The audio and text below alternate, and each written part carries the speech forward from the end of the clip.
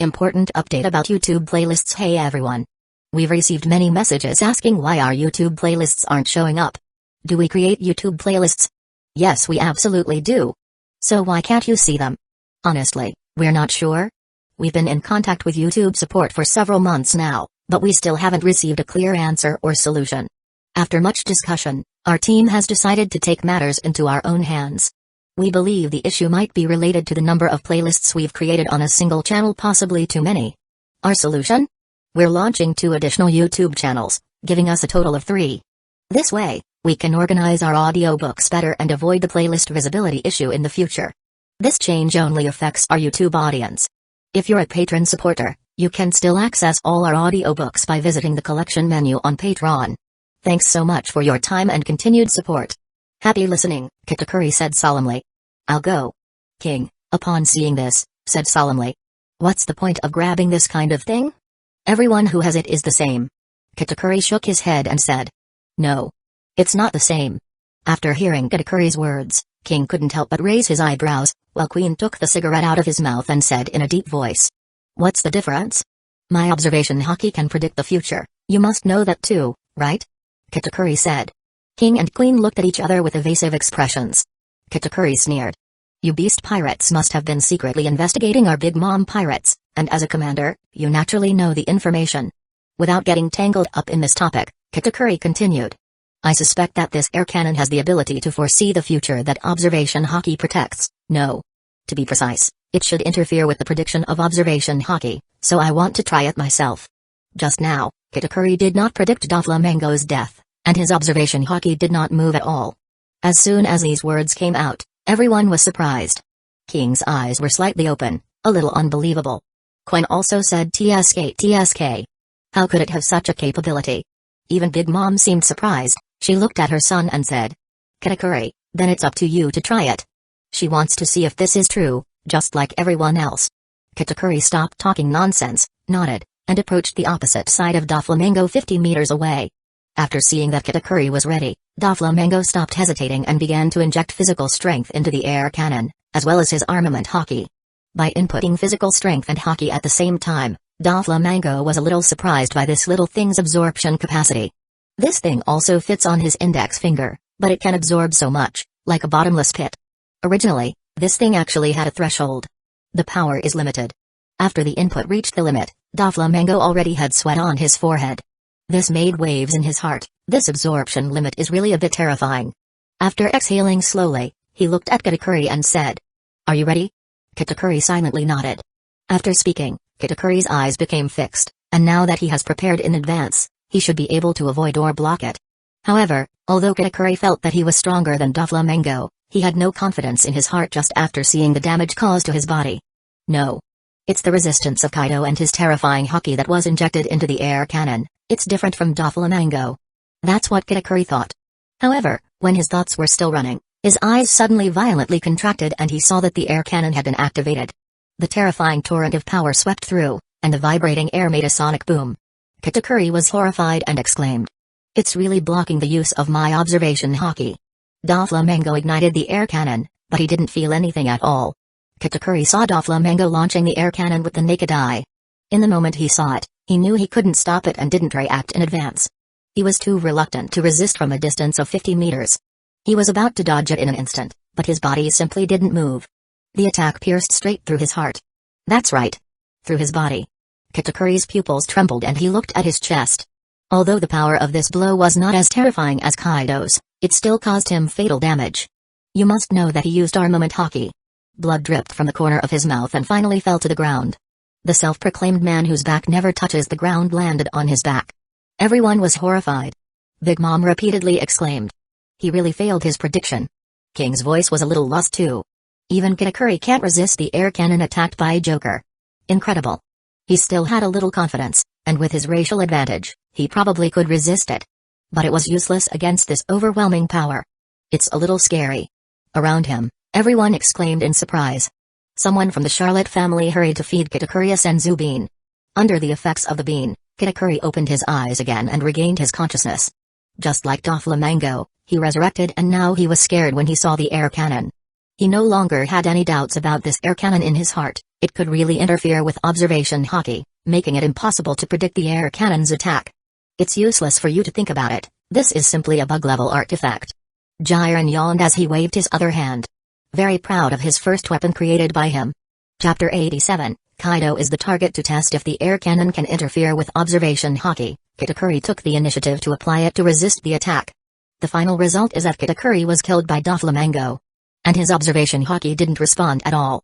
This surprised everyone, and everyone looked at Jigen. Jigen touched his nose, with a blank expression on his face, but he was frantically calling the system, asking if the air cannon could interfere with sight. The system responded. Indeed, it's possible, but in front of major powers, it's only limited interference. Meaning, in front of people like Roger, Whitebeard, Sengoku, and other characters who are at the top and have obviously developed their observation hockey to the limit, the air cannon can interfere, but the interference is limited. Still, Jigen couldn't help but be surprised. This really sucks. Kaido laughed out loud.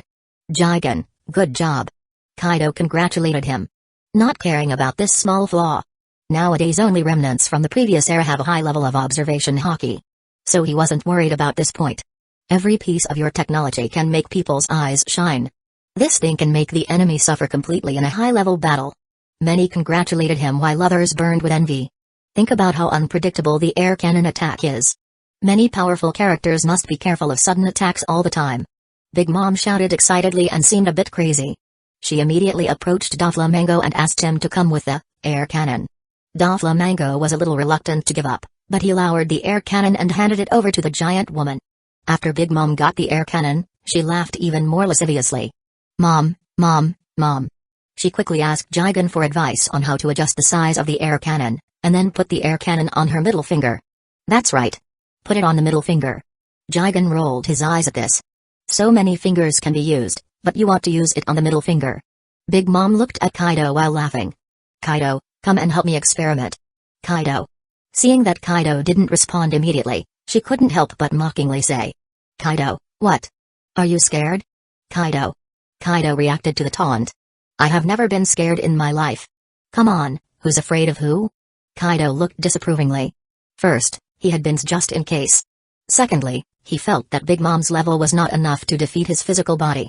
Whether it was hockey ability or devil fruit, he was above Big Mom, so he said that his inner caution dissipated. Puntla. Kaido and Big Mom stood relatively far apart, and the giant woman began injecting physical strength. During this period, she was also surprised by the upper limit of the air cannon.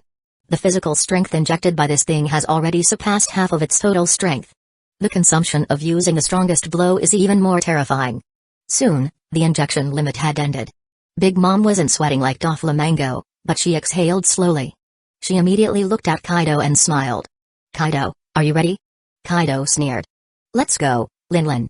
Soon, Big Mom stopped fooling around and, with a thought, fired the air cannon.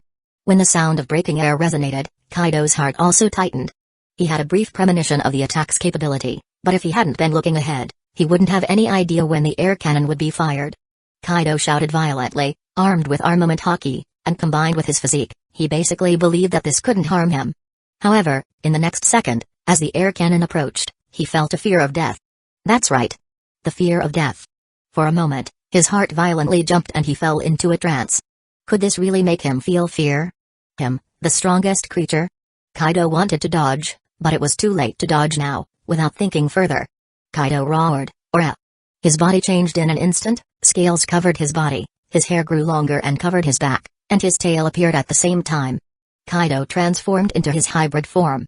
The attack also arrived after his transformation and bombarded his crossed arms. Immediately, Kaido felt a terrifying torrent of power, so sharp that it was about to break through his defenses. "Ora!" Kaido shouted loudly, his muscles completely tense and his veins fully swollen, trying to block this force as much as possible. Around him, everyone's expressions were horrified, because Kaido's resistance caused the two forces to form a hurricane around everyone. Some of the weaker ones were directly swept away by the hurricane and fell abruptly to the ground. In the midst of the wave, Kaido clenched his teeth so hard that his gums trembled and blood came out from his teeth. He did his best to push the air cannon back, or break its attack, but he couldn't do it. In the end, Kaido's power was completely crushed, and the power directly enveloped Kaido and bombarded him. Chapter 88, Transaction 1. Kaido stumbled back again and again, his thick thighs carving a trench hundreds of meters long in the ground, and finally his strength dissipated. Immediately after stabilizing himself, Kaido groaned, and a large mouthful of blood spurted from his mouth, and he finally squatted halfway on the ground. Kaido was hit hard. Everyone around him was shocked to the extreme. Before, Doflamingo and Itakuri were strong, but compared to Kaido, they were actually not qualified. Now Kaido was hit hard by the air cannon. Everyone clearly realized how incredible this air cannon is. Big Mom even laughed out loud and shouted, "It's too good. Too good. This air cannon has increased my attack power at least 5 times." Everyone was in an uproar. "Oh my god. I'm really getting scared." Everyone was surprised, and then everyone looked at Jigen in horror. The technology developed by Mr. Jigen is really amazing. It can increase the attack power of a 4 emperors at least 5 times, and it can also interfere with Haki. I dare say that this is comparable to an ancient weapon. Amazing. This air cannon is amazing. The cheers lasted for a few minutes, not only from the Beast Pirates, but also from the Big Mom Pirates and the Don Quixote family. Big Mom couldn't put it down and looked at the air cannon in her hand. After a while, she said solemnly, "However, this air cannon has some deficiencies. The consumption is a bit high, and I can only use up to 3 full power attacks." Jigen rolled his eyes. She deserved to be a brute woman who only relies on strength. Why are the Senzubins there? Just for show, they are meant to be used. Jigen wanted to hit Big Mom, but he didn't dare. Jigen was about to speak, but Kaido, who had recovered after taking a bean, took a step forward and said in a deep voice, "Physical strength is not a problem at all." After hearing Kaido's complaint, Big Mom widened her eyes in realization. She was immediately ecstatic. That's right. The Senzubin can restore physical strength. This is a completely infinite battery life. Everyone. The others were stunned. For a long time, they all thought about the future battlefield. While bombarding with air cannons, you don't have to fear the enemy. Although this is a somewhat inexplicable feeling of disobedience, such a battle is not to mention how cool it is. Kaido approached his old friend and asked for the air cannon in her hand, but unexpectedly Big Mom refused, completely fascinated with the air cannon on her middle finger and refused to give it back. He laughed while saying, "Kaido, this air cannon counts as my purchase. No problem with that, but now I have to return it for further development on a large scale. We'll talk about that later." Big Mom was still unhappy. "Kaido, don't forget the favor from back then." "Shut up." Kaido immediately interrupted. "Don't be so rude all the time. We settled that debt a long time ago. How long do you want me to be indebted for that?" Kaido roared. "If you don't return it now, then you'll never be able to buy this line of cannons and you'll be stuck with that one." Seeing Kaido's determined tone, Big Mom had no choice but to give up. Compared to the present, it is even more important to secure a channel for purchasing air cannons in the future. Jigen really wanted to get popcorn and sit with Ulti while watching the show these two old folks put on every time they argued. It was really entertaining. In Jigen's opinion, the favor his captain owes Big Mom is just as she describes it in the anime. A lifelong debt. You just have to look at the type of fruit Big Mom gave Kaido to know that this doesn't happen every day. After Charlotte returned the air cannon to Kaido, she didn't give Kaido a good face and turned around to look for Jigen with a smile on her face. Not just her. Doflamingo also wanted the opportunity to redeem this product. They really didn't expect it to be such a success. And the transaction was finalized soon after. The cost of the air cannon was 100 million Bailey. And the deal was for Big Mom and Doflamingo. It was 200 million Bailey per unit. They didn't mind this at all. They truly felt it was worth it, and even felt like they were swindling the Beast Pirates. Big Mom laughed and said, "I'll give you 4 billion later and buy units." Jigen was stunned for a moment, but didn't say anything and nodded. As for Doflamingo, he still has to manage his own business and recently bought Senzu beans. Cash flow isn't too much, so he finally decided and ordered 5 units, with a total price of 1 billion. The payment was made with the help of some universal capsules. Jigen handed part of the money to Kaido, but Kaido directly refused. "Jigen, there's no need for you to give it to me. All this money will be put on your side as a fund, and it will all be converted into air cannons and Senzu beans. Let's turn the world upside down." Worororo. Chapter 89, Transaction 2. After obtaining all the money from the profits, Kaido gave all the money to Jigen and asked him to invest it all in air cannons and Senzu beans. After acquiring a large quantity of these, Kaido plans to seek revenge for the shame Marine caused them by announcing Jack's execution. Jigen nodded and took all the money. Only to hear him mock, "Now that we have this weapon, we can't be too discreet, let other forces feel the fear first." Kaido intends to counterattack again. The Red Hair Pirates, Whitebeard, the 7 warlords of the seas, unexpectedly joining forces and making his forces bleed. Kaido has been seeking them out recently. Now, with the birth of new technology, it is time to make them pay the price. In the past, the beast pirates still had the advantage of Senzubans and universal capsules, and they could still have the advantage, but as the two sides fought more and more, the other side also captured many Senzubans and some universal capsules. This also resulted in basically no difference between the two sides. The time room only developed for a few days and was used for military training.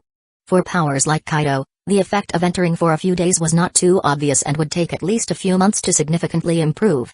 As for the air cannon, it is not the same. It is a weapon that can directly enhance and instantly increase combat power several times. So Kaido plans to go back and teach the red hair pirates a good lesson. This is actually for his showmanship. Worororo. Kaido chuckled. Jigen simply shook his head. Judging by Kaido's previous behavior, Kaido is actually an extremely arrogant Supreme Lord who likes to boast too much. Unexpectedly, Big Mom beside him also sneered and repeated. That's right. These bastards are like flies. They come to our territory every 3 days and buzz around. It's very annoying. In the past, Big Mom was also beaten by Whitebeard. Since both sides had Senzubins, Big Mom still couldn't match up to Whitebeard at all, which makes her heart suffocate all the time, but now with the air cannon, she has more than an 80% chance of defeating the old man. Her combat power would skyrocket 5 times above her peak, and she only has to fire the cannon a few times. This makes her very excited and eager to beat Whitebeard. She said. Kaido, go ahead, when you're done, lend me this air cannon first, I'll deal with that bastard Nugate. Kaido was about to respond, but he heard Jigen say from the side. Actually, I have 2 more here, I can give one to each of them first, so they can have fun while the others are being produced. 3 are made for each session. Jigen's words instantly made Big Mom's eyes light up, and Doflamingo, who was not involved in the conversation between the 2 four emperors, couldn't help but get excited as well. Gee. That's not right. Jigen-san, are you telling the truth? Doflamingo changed his title, fully acknowledging the scientific power of that young man. Perhaps one day he will create an existence that is comparable to the ancient weapon, no. Even surpassing it, he will make the whole world tremble. So Doflamingo realized that embracing Jigen's thigh is the most convenient way to have opportunities to buy future inventions. Big Mom stepped forward, and her swollen body was about to give Jigen a bear hug, but he avoided it with flexibility. Jigen coughed and said, Andy, don't get too excited, you might end up killing me. After speaking, he took out the other 2 air cannons from the universal capsule, handing one to the giant woman and the other to Doflamingo. The one used as a sample, naturally Kaido kept it. Big Mom didn't mind Jigen avoiding her hug. After seeing the air cannon in his possession, she couldn't help but laugh excitedly. Ha ha ha, Mom, Mom, Mom. Due to excitement, her body trembled, causing Onigashima's ground to shake. Doflamingo was also very excited. Although he wasn't as excited as Big Mom, the smile on his face never faded. As for Jigen, after a few days of evolutionary cards, Jigen is no longer the ordinary person who first crossed this world and could be crushed by a wine bottle.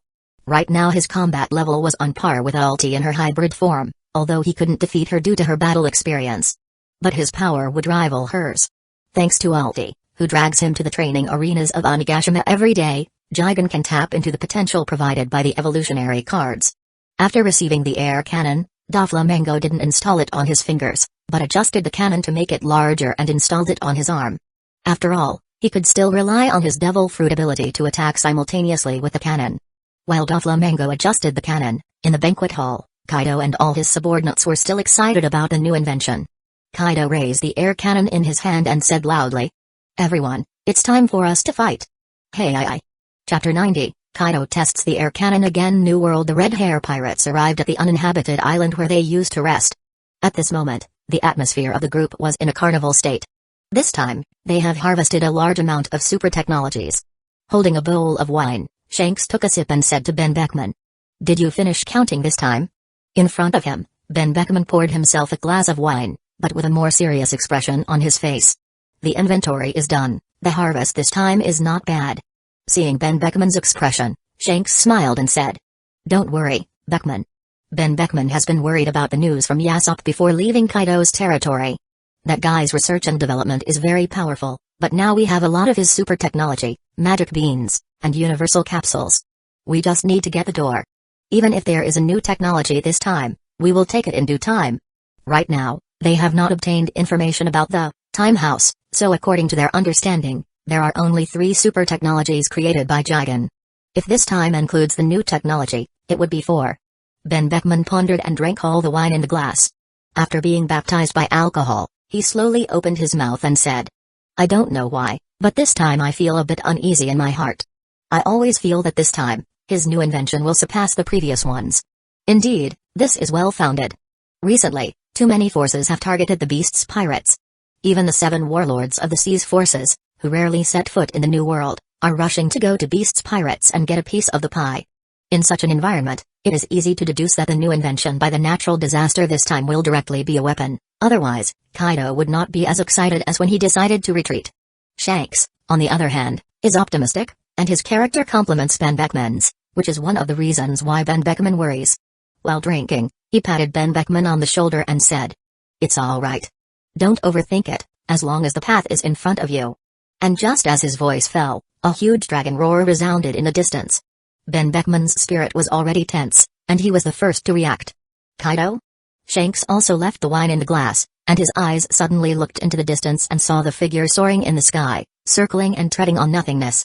"It really is Kaido," Shanks said aloud. "Everyone, prepare for battle." The members of the Red Hair Pirates suddenly stopped their revelry and entered a state of fighting. As an observer, Usopp also took the initiative to observe the enemy's situation with a telescope. He found that Kaido was a dragon, and no other member followed him, which left him stunned for a while, not understanding what Kaido wanted to do. After some observations, Usopp noticed that Kaido had a ring on one of his front legs. Amidst the revelry, Kaido's roar sounded, causing everyone in the Red Hair Pirates to be ready to fight. As an observer, Usopp also took the initiative to observe the enemy's situation with a telescope. After observation, it was discovered that Kaido was the only one who came this time, and there was a ring-like element on Kaido's front legs. Usopp immediately reported the information he obtained to his Nakamas. Shanks was a little surprised. Has Kaido started to get into fashion now? Ben Beckman seemed helpless and solemnly said, "There is a high probability that this is a new invention of that man this time. Although it is still unknown what it is, we must be vigilant no matter what." Shanks nodded and reminded everyone to be careful of the ring on Kaido's finger. Soon, Kaido stepped on the cloud of flames and reached the top of the island, suspended in the air. Kaido's appearance also brought dark clouds, thunder, and lightning, and the whole world suddenly roared. He looked down at the Red Hair Pirates, and finally met their red eyes, and sneered. "Insolent brat, we meet again. Did you miss me?" Kaido said in a mocking tone, and his voice resonated in the air like muffled thunder. Shanks was not afraid at all, and counterattacked without hesitation. "Of course I missed you, Kaido. Do you know how much I love you when I'm counting on the super technology supplied by you?" Kaido's eyes turned dark and unpleasant. "Akagami." His voice covered the sound of thunder and said, "Today, I am here to eliminate your group of flies. I, Kaido, will finish you off alone." At this moment, Kaido was arrogant and authoritarian to the extreme. With the air cannon in hand, he had no fear at all and came to challenge the entire Red Hair Pirates group alone. Then, Ben Beckman said, "He's quite confident. He must have enough confidence in this new invention, or he's just boasting as always." Kaido's trump card was revealed this time, but he showed no fear at all, but admitted it generously. "Wuro. That's right. This is the recent masterpiece of our natural disaster, called air cannon." However, many members of Shanks' crew scorned Kaido's words. "Just this thing in your hand? Haha, what kind of power can such a small thing have?" That's right. Chapter 91, Kaido vs. Red Hair Pirates. These pirates who join the Red Hair Pirates are very proud of themselves. So, after seeing the ring on Kaido's finger, they only said what was in their hearts. About the vacuum, this time Kaido didn't show too much, because this air cannon is a weapon. Since it is a weapon, it is enough to speak with power. Upon hearing the Red Hair Pirates' distrust of the air cannon below, Kaido sneered. His tone was extremely confident, speaking in a low voice and saying with an unmatched attitude, "I will let you experience the power of this true masterpiece." When searching for the Red Hair Pirates, Kaido had already maximized his air cannon, so Kaido doesn't need to put in more power. He stopped saying nonsense, lifted his front legs, and aimed at the Red Hair Pirates below. The mouth of the air cannon began to frantically accumulate the surrounding air, and with Kaido's roar, the air cannon fired.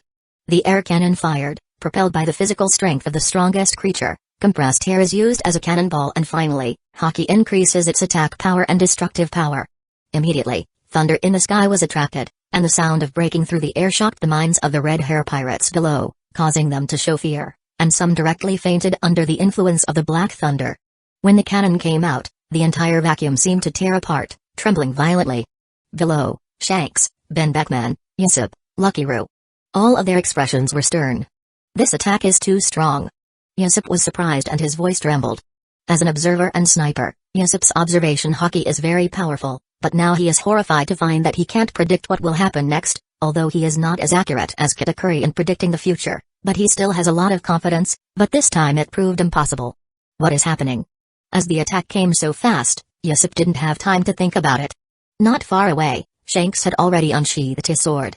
He couldn't help but turn his head to Ben Beckman and said, "Let's go together." Ben Beckman nodded, with cold sweat coming out of his forehead at this moment. Without hesitation, he was also ready to fight. The short sword behind his waist was unsheathed and Ben Beckman followed Shanks to face the air cannon. Shanks burst into a sword light, drawing a bright light in this dark world, and with the light, a terrifying black thunder roared, and Conqueror's hockey enveloped it. Ben Beckman followed closely behind, and the short sword in his hand was covered with black armament hockey, which also drew a dark sword light in the vacuum. Behind them, the red hair pirates exclaimed. "The captain and vice captain have fired. Now that it's stable, we can feel at ease." Yes. Everyone felt that this was stable and that nothing would happen. That Shanks and Ben Beckman would definitely block the blow. Above the void, Kaido mocked. This is an attack that can severely damage him with a single strike. How can it be so simple to stop it? Soon, in the air, Shanks took the lead to collide with the air cannon. Two terrifying forces collided and a loud explosion sounded. There were lightning and thunder in the sky. The two attacks clashed in the air. At the moment of rough contact, Shanks was instantly horrified. The power of this air cannon was too fierce. In the moment of the fight, he was at a disadvantage and was directly crushed by the air cannon. Just as Shanks was about to be engulfed by the air cannon, Ben Beckman finally arrived, cutting through the air cannon with his short sword. "Here I am, Captain." Ben Beckman was secretly surprised that his captain was unable to stop the attack. At the moment he made contact with the air cannon, he immediately understood why this scene happened. The power of the air cannon was extremely terrifying. Now facing it is like resisting an unreachable mountain. The two gritted their teeth, and the lights of the swords in their hands kept bursting, trying to cut through the terrifying collision. In the end, they did it, and the attack was crushed by the two, but the explosion of power made them unable to withstand it any longer, and a terrible torrent of power sent them flying.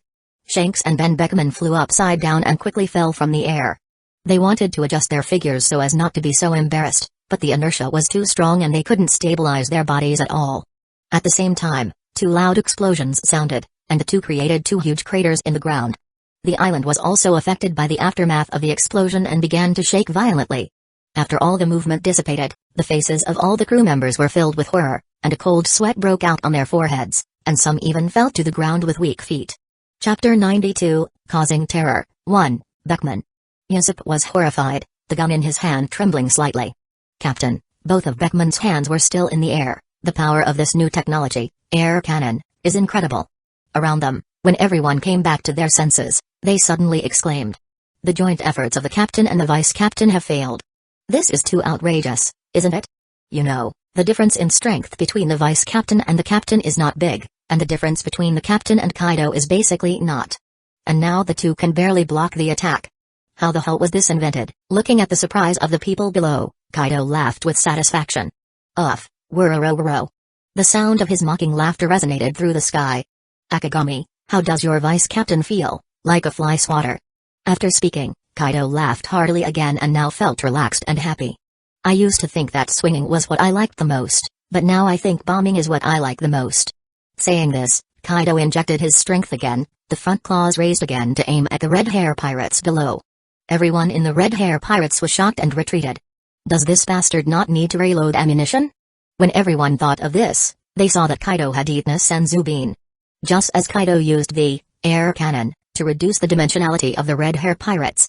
Big Mom found the current location of the Whitebeard pirates through Zeus' constant search. After seeing the Moby Dick, she showed a horrible face. Her hair started flying like a witch from hell and carried a furious flame. On the Moby Dick, Whitebeard and his group also found Big Mom chasing after them, and they were all ready to fight. But soon Marco discovered something strange. He looked at the sea level behind her and said in surprise, "Did that troublesome woman come after us alone?" "Eh?" Many were surprised. "It's very possible, after all, she's crazy," Jaws said. "No matter how many bins she has, facing a group of pirates like them alone is suicide." As long as Whitebeard cooperates with his captains and prevents Big Mom from taking Senzu bins, the battle won't drag on for too long. Just as everyone was guessing, Whitebeard, who came to the bow, noticed the difference in his old friend. As a strong man, his sight was very strong and he was very careful with details, so he quickly noticed an extra ring on her middle finger. This is really something to worry about. Big Mom finally approached the ship with a smile and laughed heartily. "Newgate, we meet again. Did you miss me?" Marco, on the side, asked. "Madam, what trick are you playing this time? Where are your subordinates hiding? Let them out quickly, or did you really come alone?" Despite being enemies, Marco was always extremely polite to women. Behind him, several captains continued to roar. "That's right. Keep fighting with dignity. This time our Whitebeard pirates will definitely keep you, Big Mom." When Big Mom heard these words, she immediately sneered. "Ambush, plot? Ha ha ha, ma. Do I need this? To deal with you, right now I am enough." It must be said that she has a lot of confidence and at the same time feels disdain for the Whitebeard pirates. After everyone in the Whitebeard pirates heard the words, they laughed and Whitebeard, who was standing at the front, raised his hand while squinting at Big Mom. Seeing her father raise his hand, everyone suppressed the anger in their hearts, glared at Big Mom, and closed their mouths. Whitebeard stared at Big Mom, who was smiling to herself, for a while and said, "Linlin, all this nonsense will be avoided. You know it in your own heart. If you face the Whitebeard pirates alone, I won't let you escape." Big Mom laughed at this. On the opposite side, Whitebeard continued to ask aloud. "The ring on your finger is the latest research and development from that kid from the Beast Pirates. It's what gives you enough confidence to come to me alone?" "Yes, Newgate." In reality, Whitebeard thought about it and indeed guessed it right. This thing is a new technology from the scientific disaster. "Linlin, aren't you ashamed to take technology obtained from mothers and then show off your power in front of me?" "Newgate, it's useless to anger me. We are in a strategic alliance with the Beast Pirates, so this kind of thing is normal." Big Mom remained completely unaffected by the provocation. If Whitebeard had a scientist as powerful as that kid, she would definitely have fallen for his trick. "Newgate, I'm not talking nonsense with you. This time I'm here to pay back the humiliation from before and let you experience the power of the air cannon invented by that brat you called." Big Mom started talking non-stop, a little bit of chatter. She smiled and said, "Whitebeard pirates, you have to pay attention. This thing almost killed Kaido with a single blow." On the opposite side, everyone was shocked when they heard this. Can this thing also be considered a cannon? Although Big Mom is huge, the air cannon is placed on her finger and doesn't look too big. However, such a thing almost killed Kaido of the Beast Pirates. This creature's defense is unparalleled. Many thought this claim was ridiculous. Big Mom stopped talking nonsense. "Since you don't believe it, then experience it for yourself." After saying that, Big Mom raised her hand, all her fingers were bent, and her middle finger was exposed. The air cannon blatantly aimed at the Whitebeard pirates. Unconsciously, many swallowed nervously when they saw this. After all, they were facing something unknown. Chapter 93, Causing Terror, 2. The air around Big Mom seemed to completely evacuate, and the air cannon burst with a buzzing sound. In the moment the cannon shot out and the power tilted, Whitebeard's expression on the prow suddenly changed greatly. In this moment, he understood why a blow could almost kill Kaido. With this power coming out, even he wouldn't fight if given the option to decide. But he can't retreat, because behind him are his children. Once he retreats, those with captain-level strength will inevitably die. "Let's go. Everyone, retreat!" Whitebeard shouted, his tone extremely serious and authoritative. The large naginata in his hand was tightly gripped, and he held it above his head with both hands. Whitebeard only holds his knife with both hands when facing a strong enemy, and now he holds a knife with both hands, which is enough to show everything. Suddenly, a figure emerged behind Whitebeard and said sharply, "Dad, leave it to me." Whitebeard glanced sideways and saw Jaws standing in front of him. At the same time, crystalline diamonds began to appear on Jaws's body, covering his head, limbs, until covering his whole body. Jaws, the strongest shield of the Whitebeard pirates, intended to block the new technology of the disaster scientist. Whitebeard wanted to stop him, but it was too late and the air cannon bombarded Jaws. A muffled sound suddenly rang out, and Jaws only felt like a great mountain had struck him in the face, blood appearing at the corner of his mouth. He was extremely shocked. The power was too strong, twice as strong as his father's attack. His body began to tremble violently, making a cracking sound. Kakaka cracks appeared on the diamonds on his body. He continued to roar, trying to block the air cannon, but in the end he was swallowed by it, and the full force of power was discharged onto him, causing his diamond body to start breaking inch by inch and cracks to appear. Then his whole figure flew upside down like a comet with a broken rope, blood spurting frantically from his mouth, and it could vaguely be seen that the blood was still mixed with pieces of internal organs. Whitebeard paled in shock, quickly approaching and catching Jaws, who was flying upside down, in his arms. Jaws crashed heavily into Whitebeard's body, and even the mighty Whitebeard was horrified by this power. This force pushed him back and forth, creating a crack in the ship's prow, and seeing that he was about to fall onto the plywood below, Whitebeard roared.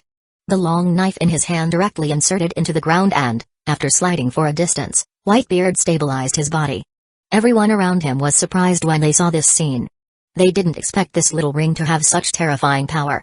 Whitebeard set Jaws down and Marco, the ship's doctor, immediately stepped forward to check the situation. He saw that the diamonds on Jaws's body were all cracked, and many fragments were scattered, and these fragments and the diamonds in his body were slowly disappearing, turning into Jaws's broken body. This meant that he lost his life on the spot. Whitebeard's eyes violently narrowed upon seeing this. Marco and the other captains were also extremely horrified. Without daring to neglect, Marco immediately gave Jaws a senzu bean. Covered in green light, Jaws came back to life.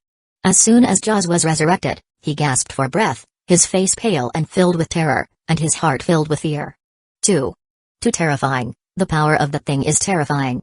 Everyone couldn't help but swallow their saliva as they looked at their friend's face. Inconsistently, they looked at the giant woman not far from them, who kept laughing loudly. They looked at the air cannon on her middle finger. This thing is even more outrageous than the devil fruit. Looking at the expressions of everyone in Whitebeard's pirates, Big Mom continued to laugh wildly. The entire sea area is filled with her unrestrained laughter. Mama! That brat's inventions are really amazing. If he proposed it, he could even dominate the world, because he follows someone like Kaido. Big Mom thought that following Kaido was a waste for Jigen. After laughing, she again began to gather her strength and hockey into the air cannon, and then ran out of breath. This scene made Whitebeard raise his eyebrows slightly, thinking something in his heart. The rest of Whitebeard's pirates also seemed to have guessed something. However, Big Mom on the other side smiled and put a bin in her mouth, and the fatigue she had just shown disappeared.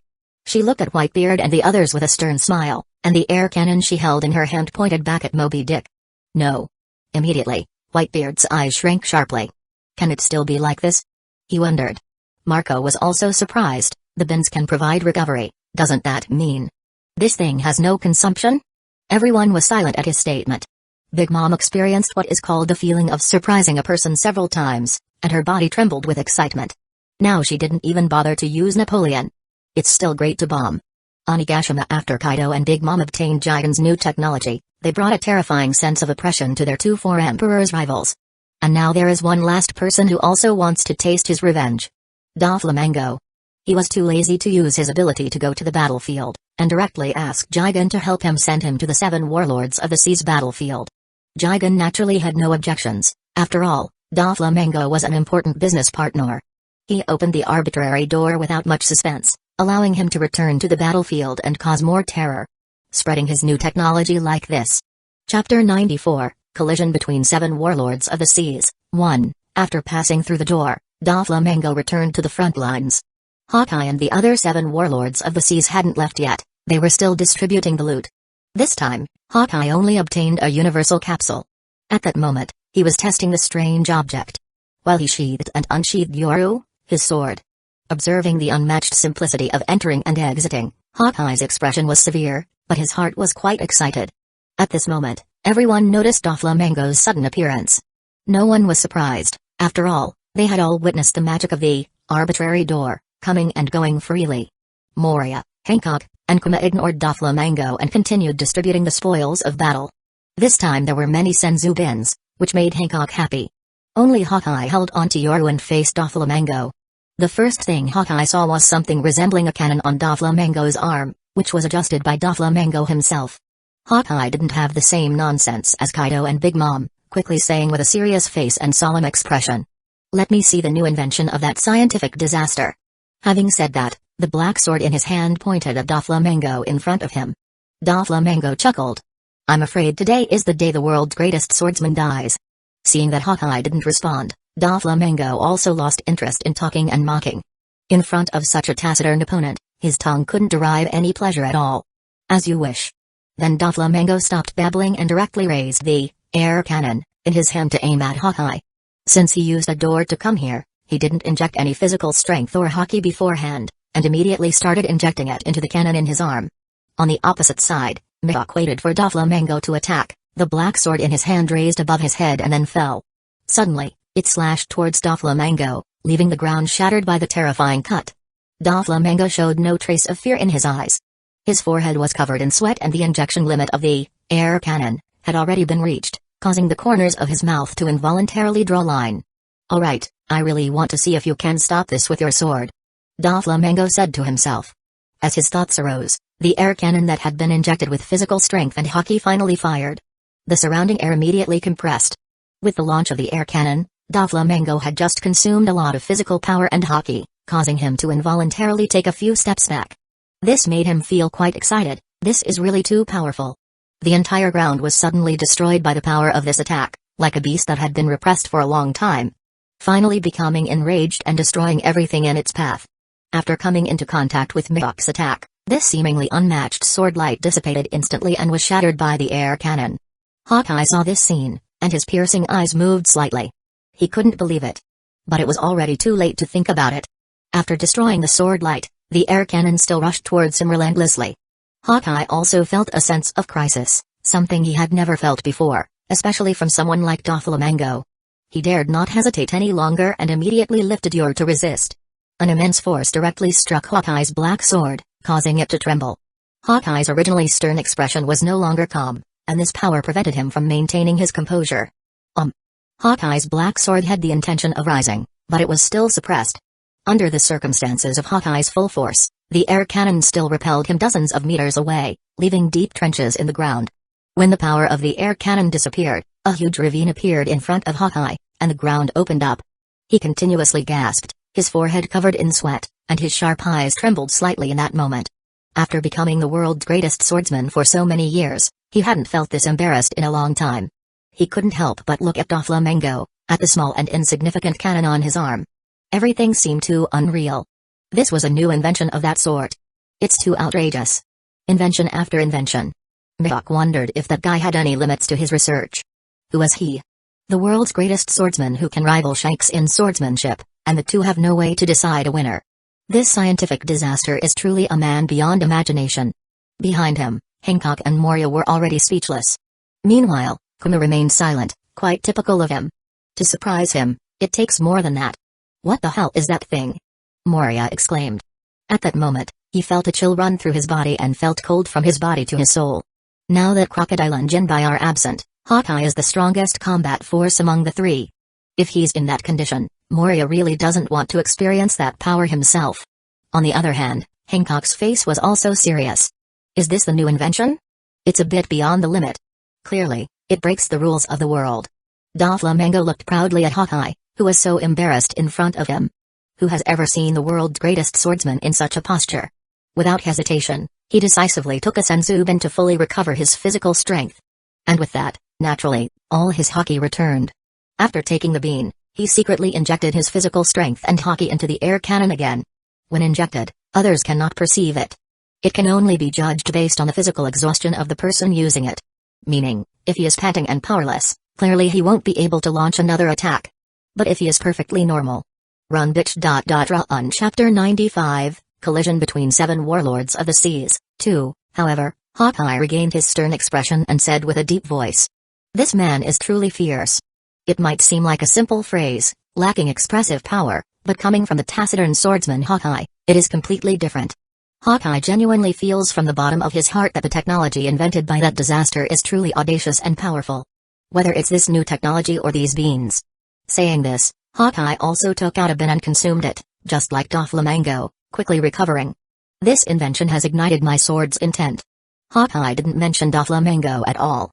In his opinion, he was able to reach this level thanks to secondary objects. It wasn't his true strength at all. Therefore, he held even more disdain than before towards this eccentric individual. He tightly gripped Yoru, dangerously staring at Doflamingo. Seeing this situation, the latter decisively decided to avoid further confrontation, while smiling. "Hawkeye, I won't play with you anymore. Seeing you like this before, I am already satisfied." Doflamingo truly knew that even if he had the air cannon, now, he wouldn't be an opponent for Hawkeye in a heated battle. This can be seen from the fact that Hawkeye blocked his bombardment a moment ago. After all, Hawkeye is the greatest swordsman in the world. Although Doflamingo's attack has reached a level close to that of an admiral, there is simply no way to compare it to someone as real and monstrous as this swordsman. He was able to shame Hawkeye to such an extent, which is also why he didn't take air cannon seriously initially. Now that he has experienced it once, Hawkeye intends to take it seriously. In the end, Doflamingo would be defeated. Not to mention Kuma, Moria, and the famous pirate Empress who were ready to intervene as soon as Hawkeye's strength wavered. Doflamingo decisively changed targets, using his devil fruit ability to elevate himself in the air, evading Mihawk's attack and then aiming the cannon's barrel at Hancock from above. Hancock's heart tightened, immediately becoming alert. However, due to the interference of her emotions, she couldn't predict when Doflamingo would strike. Eventually, under the scorching attack, she couldn't dodge it and was hit by the air cannon. Boom! Suddenly, her white and sexy body was engulfed by the air cannon and fell heavily to the ground. Only her last breath remained. Fortunately, she was still a strong 7 warlords of the seas with a well-trained physique. On the brink of death and charred, she struggled to take a bin and, after a burst of green light, her body fully recovered. She didn't say a word and decisively retreated. It would be foolish on her part to succumb to her own pride and fight against something like this.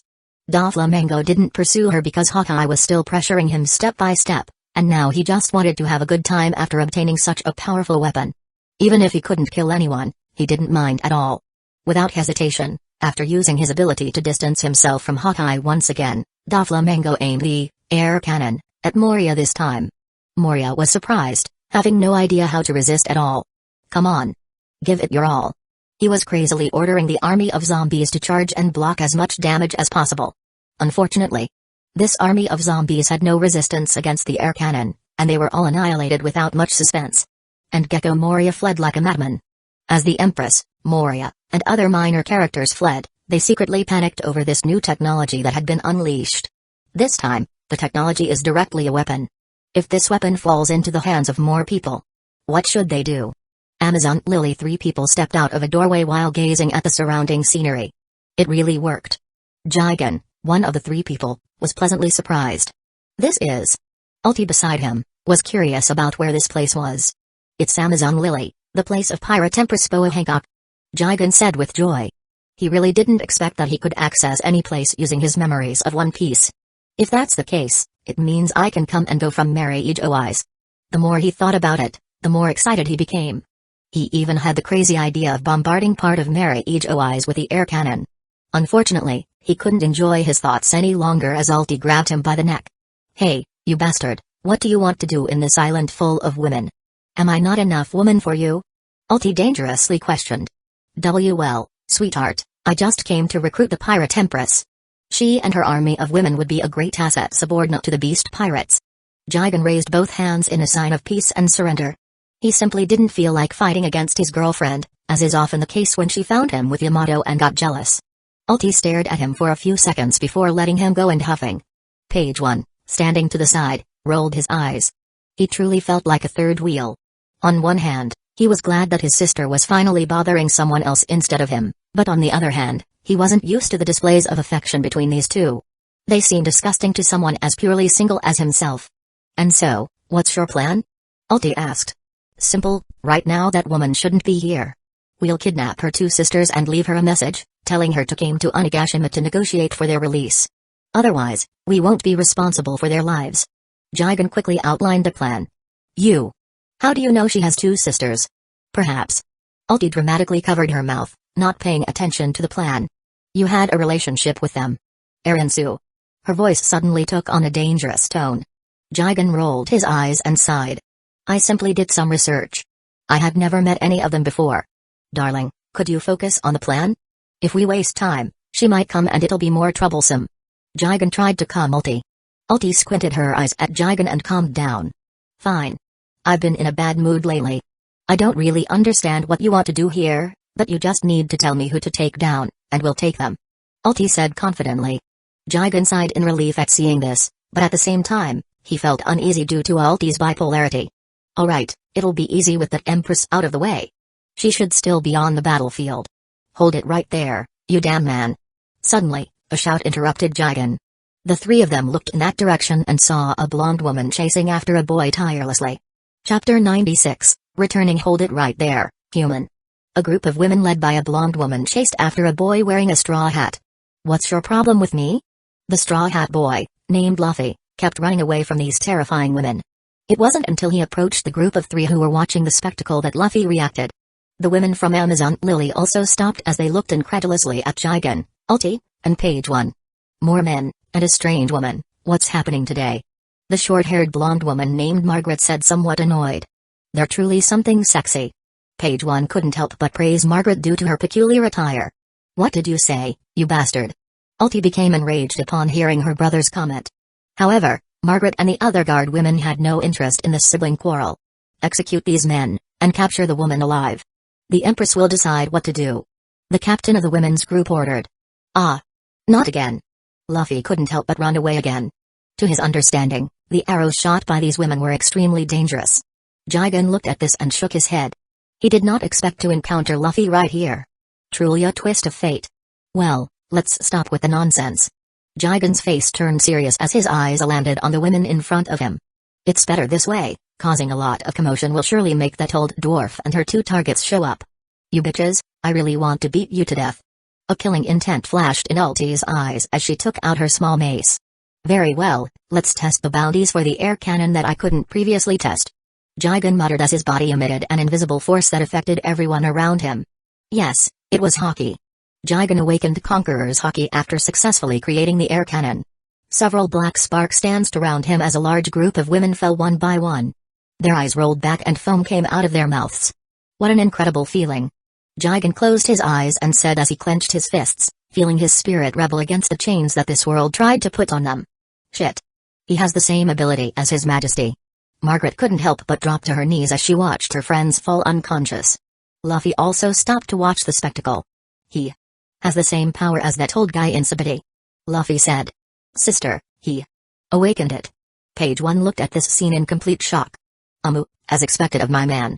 I knew he wasn't just a simple scientist. Ulti said with immense affection in her tone. Jigen looked disappointed as most of the women fell unconscious and couldn't help but say. It was just a simple test, and there are barely even half of you left. What will I do now when I try out my intermediate armament Haki? Jigen said with feigned fury. Margaret became enraged upon hearing this. Human, don't underestimate us. She said as she stood against her will and shot several arrows infused with Haki towards Jigen. Jigen smiled and his hand turned completely black. He caught and shattered arrow after arrow. Impossible, you can use it too? Margaret was shocked to the extreme. It must be said that they often don't have such fierce and competent visitors in battle. After all, they are in the first half of the Grand Line. Very well, enough with the tests for now. Let's get to the matter we came for. I want to see if that old hag lives up to the reputation of the former empress of this island. Jigen laughed as he casually put an air cannon on his pinky finger. He intended to use it in case he was underestimating the power of the great elder of this island. It must be said that in the previous era, monsters were the most prevalent in this sea. On the other hand, as time passed, Kaido and Big Mom contacted King one after another in the banquet hall of Onigashima, asking him to open the gate for their return. They employed this strategy before to prevent the enemy from accidentally obtaining a magic gate. It would be a catastrophe for them if that were to happen. Although the two claimed to have returned one after the other, their faces were the same, and they returned with a smile. After meeting with Big Mom, Kaido casually asked, Linlin, how was the use of the cannon? At that moment, Big Mom was still extremely excited, dancing and saying, that brat's invention is truly amazing, I love this air cannon so much. I took a shot at a time, directly attacking the Whitebeard pirates. You should have seen how that old man tried to escape while protecting his sons, Mama. Mama. Big Mom's bloated body danced as she raised her middle finger with the air cannon on it, making a vulgar gesture in front of Kaido. This is because Kaido didn't understand the meaning of this gesture.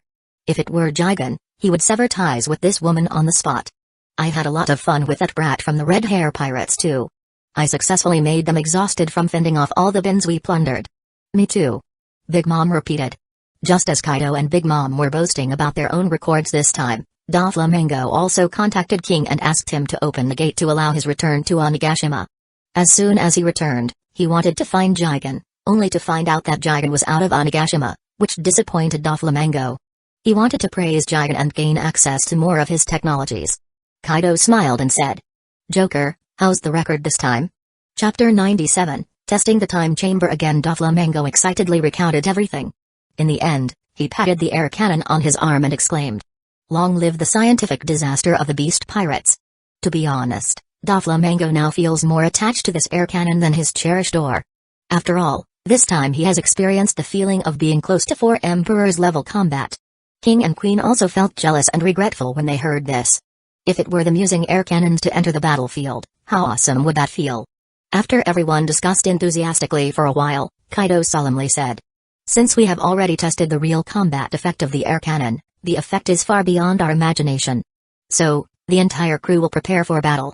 Once Jigen returns and makes some more air cannons, we will go rescue Jack and Linlin's child.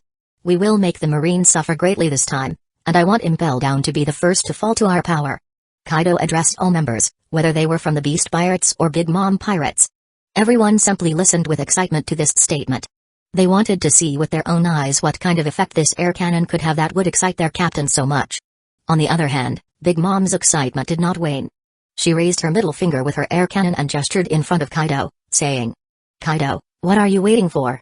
Let's go now, I can't wait to fight again." 3 air cannons are enough to blow up Impel Down. They are enough to turn the underwater prison upside down. Even if the Marines set up an ambush, there is no need to fear with the arbitrary door. Kaido gave a sound and waved his hand. "Naturally, I know that this is enough to turn Impel Down upside down. But this time, Jigen said he would personally go to rescue Jack. We have no choice but to wait for him to return. It's rare for Jigen to present his own ideas to me, as the captain. No, it's natural to fulfill this whim of his." The current Kaido respects Jigen as an equal. Something that only happens with King since he rescued him in that laboratory in the past. When Big Mom heard this, she couldn't help but ask, "Where did that brat go?" "Wurororo. He went to the Island of Women for some business with the help of the door. He shouldn't take long to come back." Kaido laughed loudly as he told Big Mom. Big Mom. She was genuinely speechless. In a situation like this, where the entire sea is your enemy, do you really have the mood to go have fun on the legendary Island of Women? As soon as Big Mom heard this, she immediately abandoned the idea of going to Impel Down at this moment. The other members of each side also have no objections. Just more time to prepare for the impending battle. Kaido smiled. During this period of time, all we have to do is train. Anyone who wants to enter the time chamber can do so without hesitation. Kaido raised his mace as a show of power. When Big Mom heard about the time room, she suddenly became energetic, her eyes lit up, and she said, "Kaido, is that the training artifact I heard about before?" "Yes." Kaido proudly confirmed. Quick, take me there."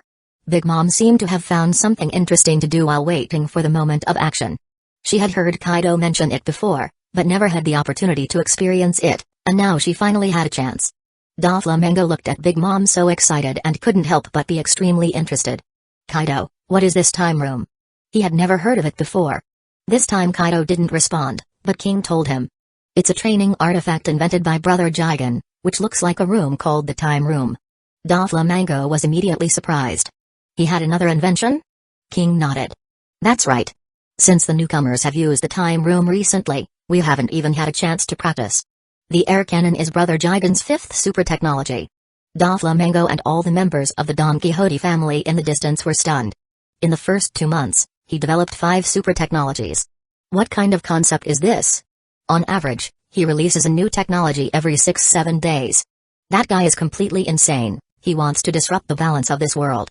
Doflamingo couldn't help but sweat. Doflamingo still wanted to ask about the details of the time room, but seeing that Kaido was already leading the way for everyone, he had to suppress his curiosity and closely followed the Grand Army. Initially, the time room was located in the banquet hall, and King arranged it to be on the floor below this enormous skeleton building, creating an underground training field. Soon, everyone arrived at the time room. Not many people paid attention to the exterior of the time room. They couldn't wait to enter the interior of the time room. After everyone passed through a dimly lit corridor, their eyes suddenly lit up. Although the time room was located underground, it was still bright, as if they had entered another world. And the interior was endless. The space was so big it seemed ridiculous. This scene left Big Mom, her family, Doflamingo, and his subordinates directly stunned. Chapter 98, Alliance 1. How did he build this time house? Big Mom exclaimed in surprise. This is simply creating a world. Katakuri took a deep breath, trying to calm himself. It's so spectacular, can this really be done with technology? Doflamingo's voice trembled. The Big Mom pirates and the Don Quixote family entered the time house for the first time, which surprised them. Does Jigen really have the power of a god? Kaido sneered. Does this surprise you? If I say that the flow of time here is 30 times faster than that of the outside world, what kind of expressions will you show? Kaido's stubborn pride was too much. Except for the beast pirates, the audience was in an uproar. They felt that even if they found the One Piece, it wouldn't surprise them at all. It's simply the feeling of a meteor hitting the earth and the world being destroyed. Their view of the world collapsed. At this moment, no one knew what to say. Kaido looked at the expressions of Big Mom, Kitakuri, Doflamingo, and the others, and laughed. As everyone slowly digested what they had in front of them, they all began to enter to train. At first, the two main forces like the Big Mom pirates and the Don Quixote family had to test their gravity limit. Just like the beast pirates did at first. As practice went on, everyone started to feel unsatisfied with practicing alone. Kaido and Big Mom got on the bar, both exerting 20 times the gravity on their bodies and then started fighting each other. And with them as precedents, soon Doflamingo and Kitakuri also fought, and in the middle, King and Queen also joined. Because Jigen said he would rescue Jack himself, Kaido planned to wait for him to return before attacking Impel Down.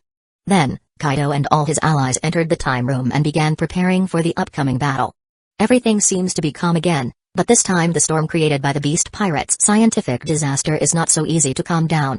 In the second half of the New World, the red-haired pirate ship sailed alone on the sea.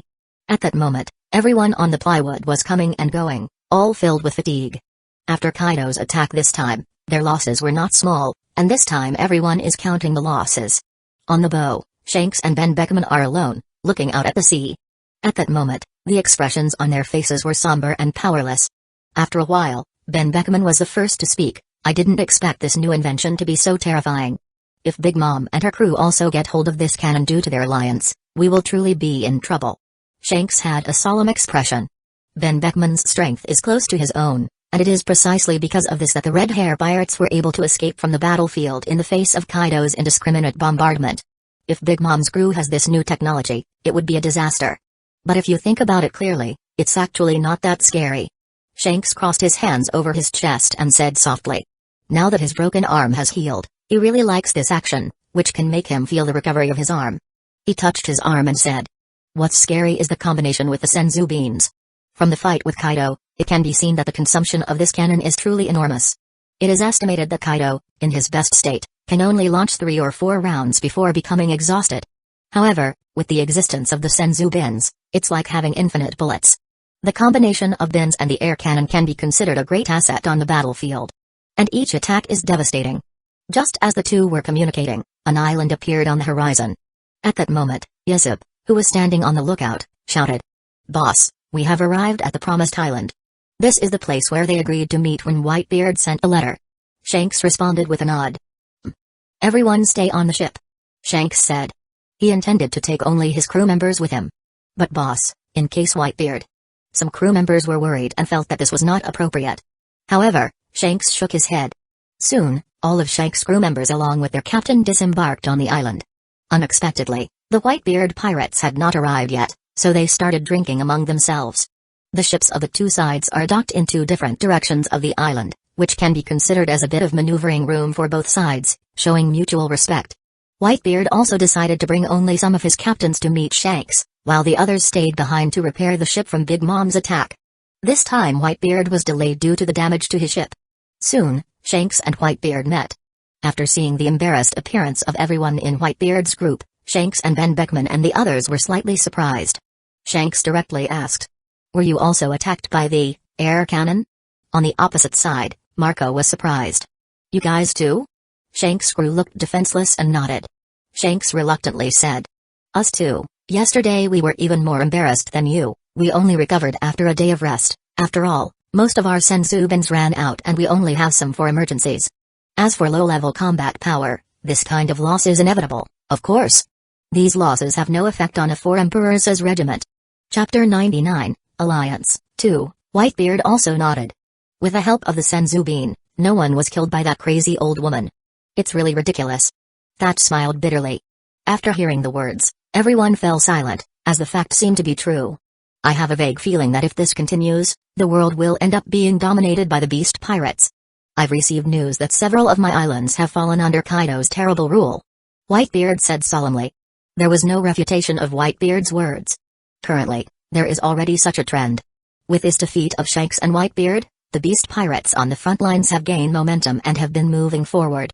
Furthermore, under the influence of technology, all the major forces in the world have already come into play.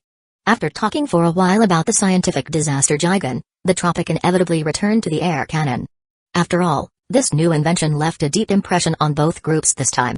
Whitebeard said solemnly. Have you come up with any countermeasures? Shanks smiled ironically and shook his head. As long as they keep producing Senzu bins, this air cannon is invincible and there is no countermeasure. This time, this invention had no weaknesses at all unless it was several against one, thus preventing them from taking bins to recover. After everyone discussed for a while, the topic shifted to the main purpose of this meeting. Shanks emphasized again. Whitebeard, I know Ace may be the captain of the 2nd Division at a young age, and his strength is really strong, but it's not the time for him to contact Blackbeard. Shanks pointed to the scar on his eye and said. Look, this is what Blackbeard left me. I've been through countless battles and have countless scars on my body, but this scar is the only one that still hurts. In front of him, Whitebeard and the other pirates had strange expressions for some reason. After all, Shanks was simply pointing to his eye, which had no traces of wounds at all. Ben Beckman coughed and whispered to his captain. Shanks, when you first took the Senzu bean, all your scars disappeared. This time, the atmosphere suddenly became awkward. Shanks felt extremely embarrassed. It's like saying nonsense with something as serious as before. Fortunately, Whitebeard took the initiative to break the embarrassing situation and said solemnly. Shanks, you don't need to say any more. This time, I will grant your request. After all, Thatch has been resurrected. At this moment, Teach is not the current focus, the technology invented by the Beast Pirates is the focus. Upon hearing that Whitebeard had agreed to his request, Shanks felt relieved, as one of his objectives had been achieved. As the 2nd captain of the Whitebeard Pirates, Ace was a force that should not be underestimated upon his return. After Shanks finished talking about his main purpose, he asked Whitebeard. Whitebeard, why did you ask me to meet here this time? This time, it was Whitebeard who arrived on this island. Whitebeard's eyes were firm as he said. To form an alliance with you and deal with the Beast's pirates together, what is your answer, young Shanks? Shanks, Ben Beckman, and the crew under his command showed expressions of surprise and disbelief. Shanks couldn't help but laugh and unexpectedly said. Whitebeard, are you still the old Whitebeard I know? Would you really consider working with someone? Whitebeard sneered and looked at him. What's so strange about that? Now that the Beast's pirates are working with Big Mom pirates, if we're still in a mess, we'll only be defeated separately. Although I am a remnant of the old era, I also understand the principle of moving with the times. Shanks chuckled, naturally he had no opinion on this point. He looked at Whitebeard and smiled. Alright, Whitebeard, then I wish us a happy cooperation. Whitebeard also smiled happily. I wish us a happy cooperation. At that moment, he smiled again. Speaking of which, I suddenly thought of someone. Oh? Whitebeard seemed curious. Shanks smiled and said. Dark King really, we can invite him to join. I believe he will also be very interested in that super technology. Whitebeard was surprised. Really? I haven't heard that name in a long time. He said nostalgically. They were among the few who accompanied him in this new era. Isn't Rayleigh retired? I don't know if he's alive or dead now, can you find him? Shanks simply smiled. How could I die so easily? Now the new world is extremely dangerous, it's a confrontation between powerful forces. Many even stand at the entrance of the new world to recruit those who enter. Chapter 100, Ridiculous Meeting Impelled Down. The best Marines are stationed here at the moment, in case the Beast Pirates arrive at the prison before the execution. The original director's office was temporarily requisitioned by Sengoku at that time. By the way, Magellan, I'm a bit curious, if you knew that after eating the poisonous fruit you would spend most of the day in the bathroom, would you still choose to eat it? Garp asked with interest and a bit of mockery. Magellan was astonished by the question, feeling that Garp was making fun of him. And indeed, he was. And while Garp and Magellan chatted, the Dendenmushi in the office rang. Magellan unconsciously wanted to answer, but this time Sengoku answered. On the other end is the Marine spy reporting the latest gathered information. It was reported that the Beast Pirates once again invented a new technology, air cannon, and the latest news about Kaido and Big Mom's attack respectively. This made everyone in the office present look horrified. A single shot took down the entire Akagami regiment? Sengoku held his breath. Garp, a veteran who has experienced hundreds of battles, was also shocked. Those Akagami captains shouldn't be underestimated, especially their vice-captain. Did they really fall to a single Kaido? Such a record shows how terrifying this new invention is. Magellan, on the other hand, was astonished and shocked. The speed at which this man develops technology is too outrageous. To rely on a single piece of technology to take down an entire 4-emperor's regiment, are these news true? The spy on the other side said seriously, everything has been confirmed. I'm afraid the air cannon is even more outrageous than you think. If it weren't for the magic beans, I'm afraid they would have died, especially the 7 warlords of the seas, and Whitebeard and Akagami may have had casualties among several of their captains. In the central office of Impel Down, everyone was extremely serious about this information. Okainu solemnly said, it's a shame. Otherwise, it would be good if they weakened their strength among themselves, then we would be the ones laughing in the end. Sengoku disagreed with Okainu's viewpoint. No. This way, the entire new world will be controlled by the beast pirates. We still need Whitebeard's pirates and Akagami's pirates to contain the beast pirates. That's right.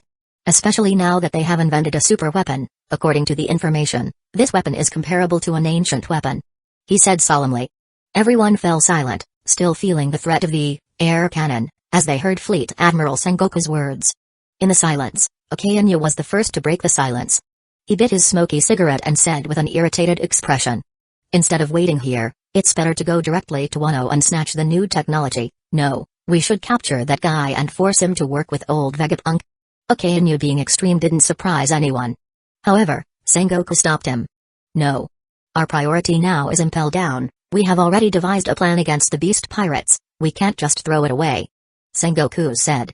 Once we attack, Kaido will take the opportunity to appear here and simply rescue Jack. The loss is acceptable to us, but once the other major prisoners also escape, the consequences will be disastrous for the world. That's right. Tsuru, also present, agreed with Sengoku. With Kaido's character, he will definitely come to rescue Jack. He won't let this embarrassment pass, thinking that it will ruin his reputation. We have to stay in Impel Down, and instead of taking the initiative, we could recharge our batteries now and wait for Kaido himself to come. Okainu snorted coldly. In his opinion they were all a bunch of cowards. To achieve victory, there will also be losses, but as long as you come out victorious in the end, those losses can be covered. After all, the world government offered full support to Sengoku. But since the Admiral said so, even if he didn't want to, there was no way. After all, the Admiral is the Admiral. He continued to bite his cigar and said in a bad tone, what will you do with that bastard Doflamingo? As a 7 warlords of the seas, working with the beast pirates is stepping on the face of the Marines. Everyone also noticed this, as Doflamingo undoubtedly betrayed the Marines. Sengoku took a deep breath and said, I will report this matter to the Gorosei, they will make a decision. Doflamingo's identity is special, even Sengoku must report what to do with his case, after all, this guy knows many things. At that moment, Sengoku's golden den mushi rang and the audience was tense, as it meant that the matter was serious. Could it be that something happened to the celestial dragons again? Sengoku didn't dare to be negligent and quickly answered.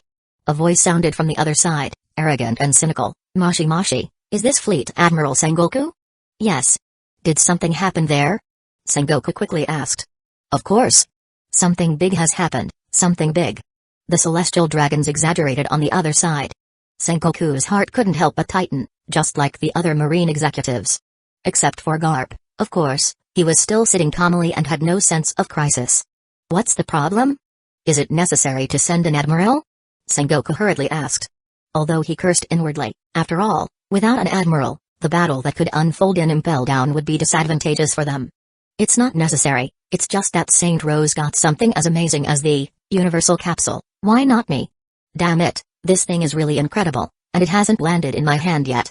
Sengoku and the others present were immediately speechless. Just because of this incident, they called the Golden Den Mushi?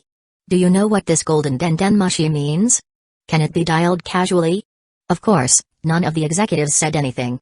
Only Garp, who was standing aside, scolded them, picking his nose and saying, this group of trash really has nothing better to do in their daily lives. From the other side, the Tenri Ubito couldn't hear Garp's words clearly and said loudly. What? Who was talking? Why does it seem like I heard the word trash? Sengoku hurriedly explained, looking while explaining to Garp, who disagreed completely. Ignoring Garp, Sengoku wondered why the universal capsule would fall into the hands of a Tenri Ubito. Obviously, the 5 elders asked for it to be investigated, how it ended up in the hands of these troublesome people. Chapter 101, Fame grows. After some questioning, everyone learned that Street Rose was the one entrusted with delivering the universal capsule obtained from Jack to the 5 elders. But before delivering it, He showed it off in front of a group of 10 Ryubitos. After boasting, the other 10 Ryubitos immediately felt jealous and amazed by the magic of this universal capsule. That's why they would contact Sengoku and demand a capsule for each of them. As for using the special Den Mushi, he didn't even pay attention to it. In Magellan's office, everyone was speechless. This universal capsule is a strategic transportation artifact, and you're just showing off. It's simply scandalous. Just as Sengoku was thinking about how to refuse, 3 Den Mushi suddenly rang at the same time. They were from Kizaru, Aokiji, and Akainu. And indeed, they were all 10 Ryubitos asking for universal capsules. Obviously, it has already become famous in the eyes of these world nobles who were truly bored. Sengoku felt depressed. Rubbing his temples, he said directly, "The universal capsule is the technology of the beast pirates, not something of our marines. We marines work hard to get some, and we have to use them to fight." The 10 Ryubitos, who had a condescending tone on the opposite side, obviously weakened upon hearing this statement. Beast pirates? Are you referring to Kaido of the Beasts? Yes. Kaido of the Beasts is the main creditor of this thing. Sengoku secretly felt happy upon hearing the cowardly tone of the other party. The fact that a 10 Ryubito died under Kaido's mace is still fresh in their minds. Sengoku retorted. These things are the invention of the 4th Calamity of the Beast Pirates, who is a scientist. Suddenly, the 10 Ryubitos were instantly filled with joy. Don't you have a scientist in the Marines? I heard he's quite ingenious and that the things he researches are 500 years ahead of this era. Sengoku suddenly felt powerless. You're talking about Vegapunk, although he said he reproduced the technology, but the effects and functions are far from the real invention, and so far, the same technology has been reproduced. The celestial dragons on the opposite side immediately shouted garbage at Vegapunk after hearing this. This left Sengoku speechless. Then their tone returned to condescension again, ordering Sengoku loudly. Sengoku, I don't care what, Marine will give me one. The same goes for the celestial dragons on the side of the 3 admirals, no more are needed, 1 per person is enough. Of course. They can also bring us that scientist you mentioned. We are very interested in this type, we want him to be our private scientist and develop technologies for us. The comments from the 10 Ryubitos left everyone present speechless. They wanted to scold and yell at them that it's impossible. After all, if they could do it, they would have kidnapped him from the beast pirates a long time ago. That guy stays on Onigashima all the time and it's impossible to kidnap him with the strength that the marine spies infiltrated in Onigashima have. And even less to kill him. Finally, Sengoku restrained himself, sighed silently, and gave a satisfactory answer to the 10 Ryubitos. Alright. We, the marines, will work hard to capture him. Meanwhile, at the Sabati archipelago, Rayleigh returns to the bar. Inside the bar, Shaki looked at Rayleigh with a cigarette in her mouth and joked. Oh who? Do you know how to come back? Rayleigh laughed and said.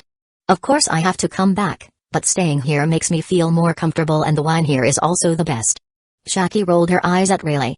After so many years with him, she also understood his virtues and stopped chatting. She took a drag from her cigarette and said. Rayleigh, you've been missing recently after the incident with Monkey-chan, do you know the news in the New World? Rayleigh waved his hand and said. What should we pay attention to? That is to say, the open and secret battles between the 4 emperors are harmless battles, and the current situation will only continue until a newcomer breaks this balance. I really have high expectations for that brat, I hope he's alright. Shaki looked at Rayleigh melancholically and said. Rayleigh, the new world has changed, a storm has arrived. One unleashed by Kaido. Rayleigh drank his drink and after hearing the words, showed an unexpected expression. What? But he didn't take it too seriously and asked casually. What's the situation? Shaki no longer hid it and told Rayleigh about the recent news from the New World. Rayleigh once again made an unexpected expression. Kaido. That's right. Kaido recruited a boy named Jigen some time ago, and unexpectedly named this boy as the 4th Calamity, the scientific Calamity. Rayleigh couldn't help but say. This boy must have something that could make the dragon who advocates violence recognize him to such an extent. Hee hee. Shaki smiled significantly. I'm afraid that no matter what force this boy called Jigen goes to, he will be instantly appointed to an important position and become a superior. Shaki's words immediately piqued Rayleigh's interest. Huh? Why do you say that? Chapter 102, Unexpected Visit. In just 2 months, the scientific disaster has developed super technology that has shocked the world's major forces. Rayleigh was immediately interested and Shaki continued. I heard that the beast pirates use these super technologies to repel the white-beard pirates, causing them great losses, even the red-hair pirates. This made Rayleigh show a very surprised expression. Is that boy really that unruly? The technology he developed can actually lead the war situation at the Four Emperors level. Are you serious, Shaki? I haven't paid much attention to the outside world recently, and then you use false information to deceive me?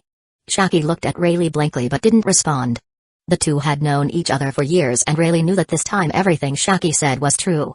Rayleigh was quite excited, and at the same time, he was very interested in these super technologies and kept asking, but Shaki didn't have a clear understanding of the details. In the end, Shaki simply sighed. I'm afraid their technological level has far surpassed Vegapunk. That's what everyone is saying. The future generations are terrible. Rayleigh also sighed. I really want to have a super technology to play with, to study what powerful abilities it has. Just as Rayleigh was thinking whether to get an arbitrary door to play with or not, suddenly his eyes narrowed slightly beneath his glasses. You have so much free time, he murmured with a smile. Not long after, the door of the tavern opened and sunlight shone on a figure. Rayleigh immediately drew a curve at the corner of his mouth, and there were surprises and astonishment in his eyes as he smiled. It's really rare. I didn't expect one of the Four Emperors to visit this broken tavern today.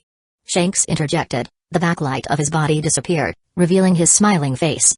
Rayleigh-san, you still like to tease me so much. Shanks came to the Sabati archipelago to meet Rayleigh.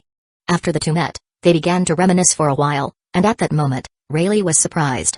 Shanks, your arm. Rayleigh was a little stunned for a moment and then continued. Has it grown back? What's going on? Shanks touched his healed arm and smiled. Rayleigh-san, have you heard recently about the new disaster caused by the beast pirates? Rayleigh immediately became interested. He had just learned about it from Shaki. Now that Shanks is here, and he is still involved, the intelligence report will definitely be more detailed. He couldn't help but say. Although I have retired, I naturally pay attention to the news every day. In the news, is the technology developed by the beast pirates scientific disaster really that good? Shaki, who was at the wine table, immediately rolled her eyes and said. Rayleigh, you're really shameless old man. Rayleigh ignored her with a smile. Isn't it the same? Shaki also understood Rayleigh's shameless temperament. Instead of arguing with him, she asked curiously. Let's talk about it. What are these super technologies? Shanks smiled and said. Of course it's true, otherwise the new world wouldn't have been in such a mess recently. Then your arm. Rayleigh pointed out. Shanks nodded and said. You guessed it right. My broken arm was healed by one of their technologies. Both Rayleigh and Shaki were shocked. Can it also treat a lost arm? Shaki wasn't completely convinced, even though the information she gathered said that Senzu Bean was a magical medicine, but treating a lost arm is too much. This medicine is too exaggerated. How do the bones, muscles, and nerves grow back? Rayleigh wasn't convinced either, but the fact is that Shanks' arm has recovered in front of him. Shaki couldn't help but approach from behind the bar. She caressed his arm and was amazed as she touched it. Oh my god, you actually regained your arm. That technology is too fierce. Ben Beckman shook his head and said. Don't be too fierce, at Shaki, you know. This bin can also bring the dead back to life. As soon as these words came out, Rayleigh's eyes under his glasses widened. It still has the effect of resurrecting the dead. Tell me you're joking this time? Shaki was also very surprised, but still couldn't help but say first. Ben Beckman, you're too old. Is it appropriate to call me aunt? Call me sister. Ben Beckman was stunned. He didn't expect Shaki to be able to refute his youth in such a shocking situation. He had to feel that a woman's thought process was really different from that of men. In her last year, Shaki was a well-known acquaintance of her own captain, so he also followed Shaki's ideas and called her sister. Ignoring the older part. Shanks nodded. How else do you think Kaido of the Beasts was able to deflate Whitebeard so much? Shanks smiled and told them about the rest of the technologies that Jigen has created so far. This is too scandalous. It feels more complicated than the ancient weapons, especially this air cannon. Rayleigh murmured with excitement. If that magic door becomes popular, no one will be able to sleep peacefully in the entire sea, even those Tenryubito bastards. Shaki said, resting her chin on her hand. If that happens, the entire balance of the sea will collapse. It's safer to keep these things in responsible hands. Shaki couldn't help but exclaim. Sister Shaki is right, but before monopolizing these technologies, we need to fight against the beast pirates, and to fight against them, we need all the personnel we can get. After all, that air cannon is too terrifying, even for me. Rayleigh and Shaki listened intently to Shanks' serious words. As he spoke, Shanks made a gesture with his hand. Can you believe it? This thing is so small that it fits in Kaido's claw when he transforms into a dragon. As a result, they almost killed my entire crew. At the beginning of their inventions, there was no problem. After all, We also grabbed many magical beans. But now everything is completely different with the development of this weapon with terrifying power. Furthermore, the most important point is that this weapon consumes a lot of your physical energy. We suspect it also consumes your hockey. But the most fucked up thing is that you can recover again with a magical bin and shoot 3 or more times. Shank's detailed narration left Rayleigh and Shaki stunned. Chapter 103, It's Time. This time Kaido has really found a treasure. This technology is simply a dimensional reduction technique. Shanks shook his head helplessly. If Kaido had that guy back then, I'm afraid Roger would have had a hard time reaching the final island. Rayleigh said with a nostalgic smile. But it would have been a good thing too, wouldn't it? The captain's illness could have been cured. Shanks also smiled nostalgically. The two sighed in excitement for a moment and reminisced about the old times. Rayleigh held back his thoughts and said with a smile. It's possible that in the future, that guy might develop a technology capable of traveling to the past. Now I'm really interested in this matter. Rayleigh said. Shanks' eyes suddenly lit up and he struck while the iron was hot. Rayleigh-san, this time I came to you because I actually wanted you to return to the sea and help me and Whitebeard deal with Kaido and Big Mom. Those two have formed an alliance. Rayleigh was slightly surprised. You and Whitebeard? Shanks, are you allied with Whitebeard? Shanks nodded. Yes, after all, it's too much for me to deal with Kaido alone, especially with that annoying old hag. Whitebeard also encountered problems and it was him who proposed this alliance. What's your choice, Rayleigh-san? Would you like to accept my invitation? Rayleigh pondered for a moment and finally, instigated by Shaki, accepted Shanks' invitation. He chuckled and said. But Shanks, I'm afraid I'm too old to help you. Shanks scoffed. Don't be humble, even Whitebeard is very strong now. Besides, with this bean, even if you won't return to the top, you can heal any hidden illness or injury you have. Rayleigh's eyes suddenly lit up and he planned to first try out this famous bean. So far, Rayleigh, the former vice captain of the Roger Pirates, accepted Shanks' invitation and once again chose to return to the sea, go to the New World to find trouble with Kaido, and seize some technologies. He also has the idea of chatting with this mysterious scientific disaster, wanting to clarify his doubt of whether it is really possible to invent something to travel to the past. Several days have passed in an instant. The Beast Pirates, Big Mom Pirates, and the Don Quixote family have all entered the time room to practice, waiting for Jigen's return. Meanwhile, in the laboratory, more and more air cannons and senzubans are being created under Yamato's strict supervision. She and Jigen had reached an agreement that as long as they win this joint war, he will release her from her chains forever and personally take her out of Wano through a magic door. By the way, she will be given another one, so it doesn't end up in her father's hands again. The sea was calm, as if it were the interlude to a great battle that would shake the entire sea. However, this kind of calm made the main forces uneasy. It was like the silence before a storm. Onigashima Kaido and the others stayed in the time house for a few months thanks to the time distortion. At that moment, the crowd formed a circle, and within the circle, Kaido stood alone in the center. Gravity stickers were placed on his body and his entire person was filled with momentum, like an extremely ferocious beast. Kaido clenched his teeth, his muscles swelled to their limit, his body trembled violently, and it seemed like a force was trying to overwhelm him, but in the end, he persevered. The people around cheered loudly. Kaido-sama. Kaido-sama. Congratulations to Kaido-sama for successfully challenging 53 times gravity. Kaido-sama's strength has increased again, haha, it's truly amazing. King and Queen also smiled silently. After a while, the gravity on Kaido's body was lifted, and Kaido collapsed and was about to fall to the ground, but he used all his remaining energy to prevent himself from falling. Quickly, his subordinates hastily brought a bin to restore Kaido's physical strength, and when the bin fell into his mouth, Kaido immediately returned to his normal state. Boom. He took the form of a blue dragon, soared high into the sky, and roared at the holographic sky within the room of time. After several months of practice inside, he surpassed his limit and successfully reached the threshold of 53 times gravity. The faces of the others were also filled with joy, and almost everyone who entered the training this time raised their limits and greatly improved their strength. While everyone celebrated, someone from the outside world entered to report, Kaido-sama, Jigen-sama has returned. Kaido, Big Mom, Doflamingo, and the others immediately had even happier expressions on their faces. Well, clock. Today is truly a happy day. Whirrororo. Kaido laughed as loudly as ever. He immediately shouted. Let's go. Let's go to the banquet hall, let's have a grand feast before the great battle against the Marines and the world government. That's right. I want lots of sweets, Prospero, take care of it. Big Mom happily ordered. Hi, Mama. Everyone else did the same, preparing to go to the banquet hall to welcome Jigen. Damn you, you'll get your karma, don't think you can blackmail our sister for this. Jigen heard the resentful voice of his target as he stretched. Sander, Sonia and Marigold were chained up as they cursed Jigen and Page 1. Stay calm, I just want to prevent her from participating in this war, her devil fruit power is too troublesome for our troops. The majority of the beast pirates were wild, hungry, and perverted. Without a doubt, they would fall before the power of this pirate empress.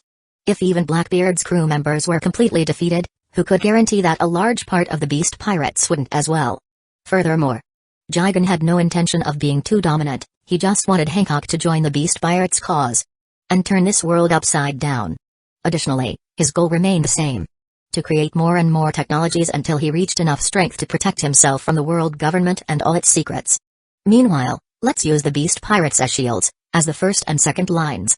Jigen had to admit that there was no place where he would be as protected and free at the same time as here in Onigashima. Chapter 104, Warm Return. As Jigen entered the main hall, where banquets were usually held, he couldn't help but roll his eyes at the commotion. Woro, Jigen, you're finally back, we were starting to worry. Kaido sighed in relief at seeing Jigen without a scratch. How hypocritical of you, Kaido. Big Mom said with malice upon hearing Kaido's lie. More than worried, he was completely sure that Jigen was fine. He only said that to make it seem like he cared about his subordinate, when Kaido didn't even care about himself. And so, ready to assault him, fell down. Those women? Kaido's brain suddenly short-circuited as he saw Jigen carrying those two women. He had been informed that Jigen traveled to Amazon Lily, the legendary island of women. Kaido couldn't think of anything else but Jigen having fun. After all, why else would you go to an island where there are only women? But seeing Jigen bring two women, whose attributes didn't favor him, Kaido felt strange. It's not that he had anything against them. It's just that compared to his adopted daughter Alti, these two women paled in comparison. Jigen seemed to guess his captain's thoughts and quickly said before Alti got upset. Captain, it's not what you think, these two women are blood sisters of the famous pirate Empress Boa Hancock. It would be good to have that woman on our side, after all, her devil fruit is a complete nuisance for our troops. Upon hearing Jigen's words, everyone in the Grand Hall nodded. After all, who didn't know the arrogant Boa Hancock? Woro, I understand your point, it's good to know that you also care about us. Well, throw them in the dungeon and celebrate with us before the upcoming battle.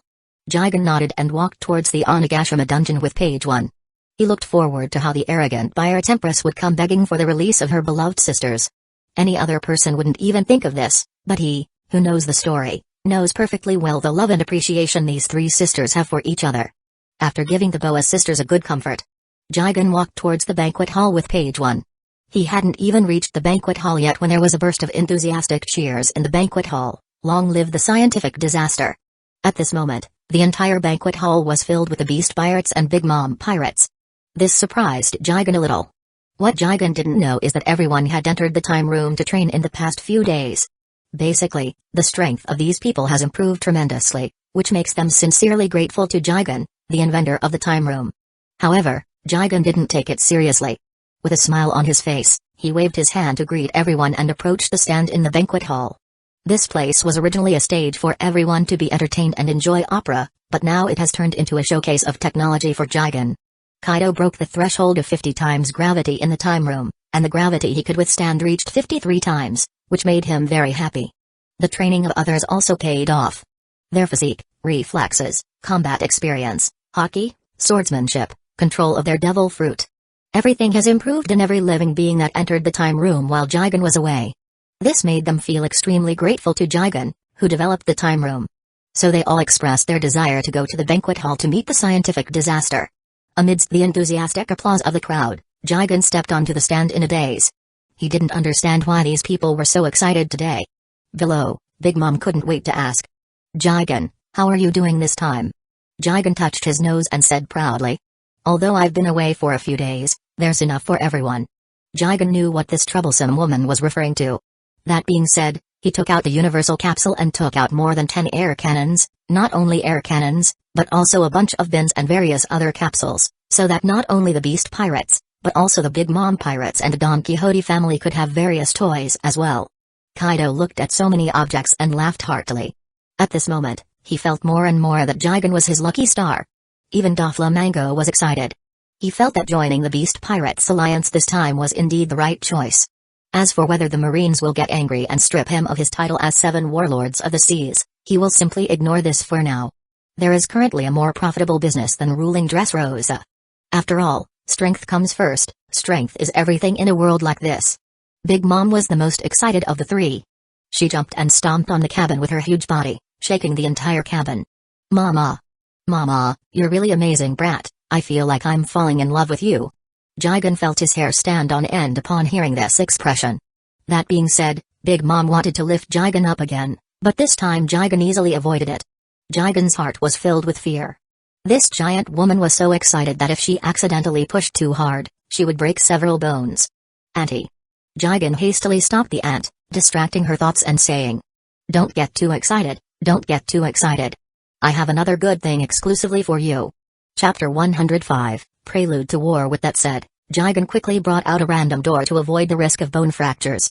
Seeing the arbitrary door, Big Mom actually changed her mind and happily went to the arbitrary door, holding it as happily as a child receiving a toy. It's finally here, it's finally here. I also have an arbitrary door. Big Mom was truly excited. Katakuri's eyes also showed a rare joy. That's great. He silently murmured to himself, secretly clenching his fists. This way, once the alliance between the Big Mom pirates and the Beast Pirates breaks, they will also be able to obtain their own arbitrary door. For pirates, no cooperation is 100% reliable. Everyone benefits. Once interests become inconsistent, the relationship will break. This is inevitable. After all, Kaido and Big Mom, before thinking about their friendship, will think about their responsibilities as captains. Especially Big Mom, who adores her entire Charlotte family.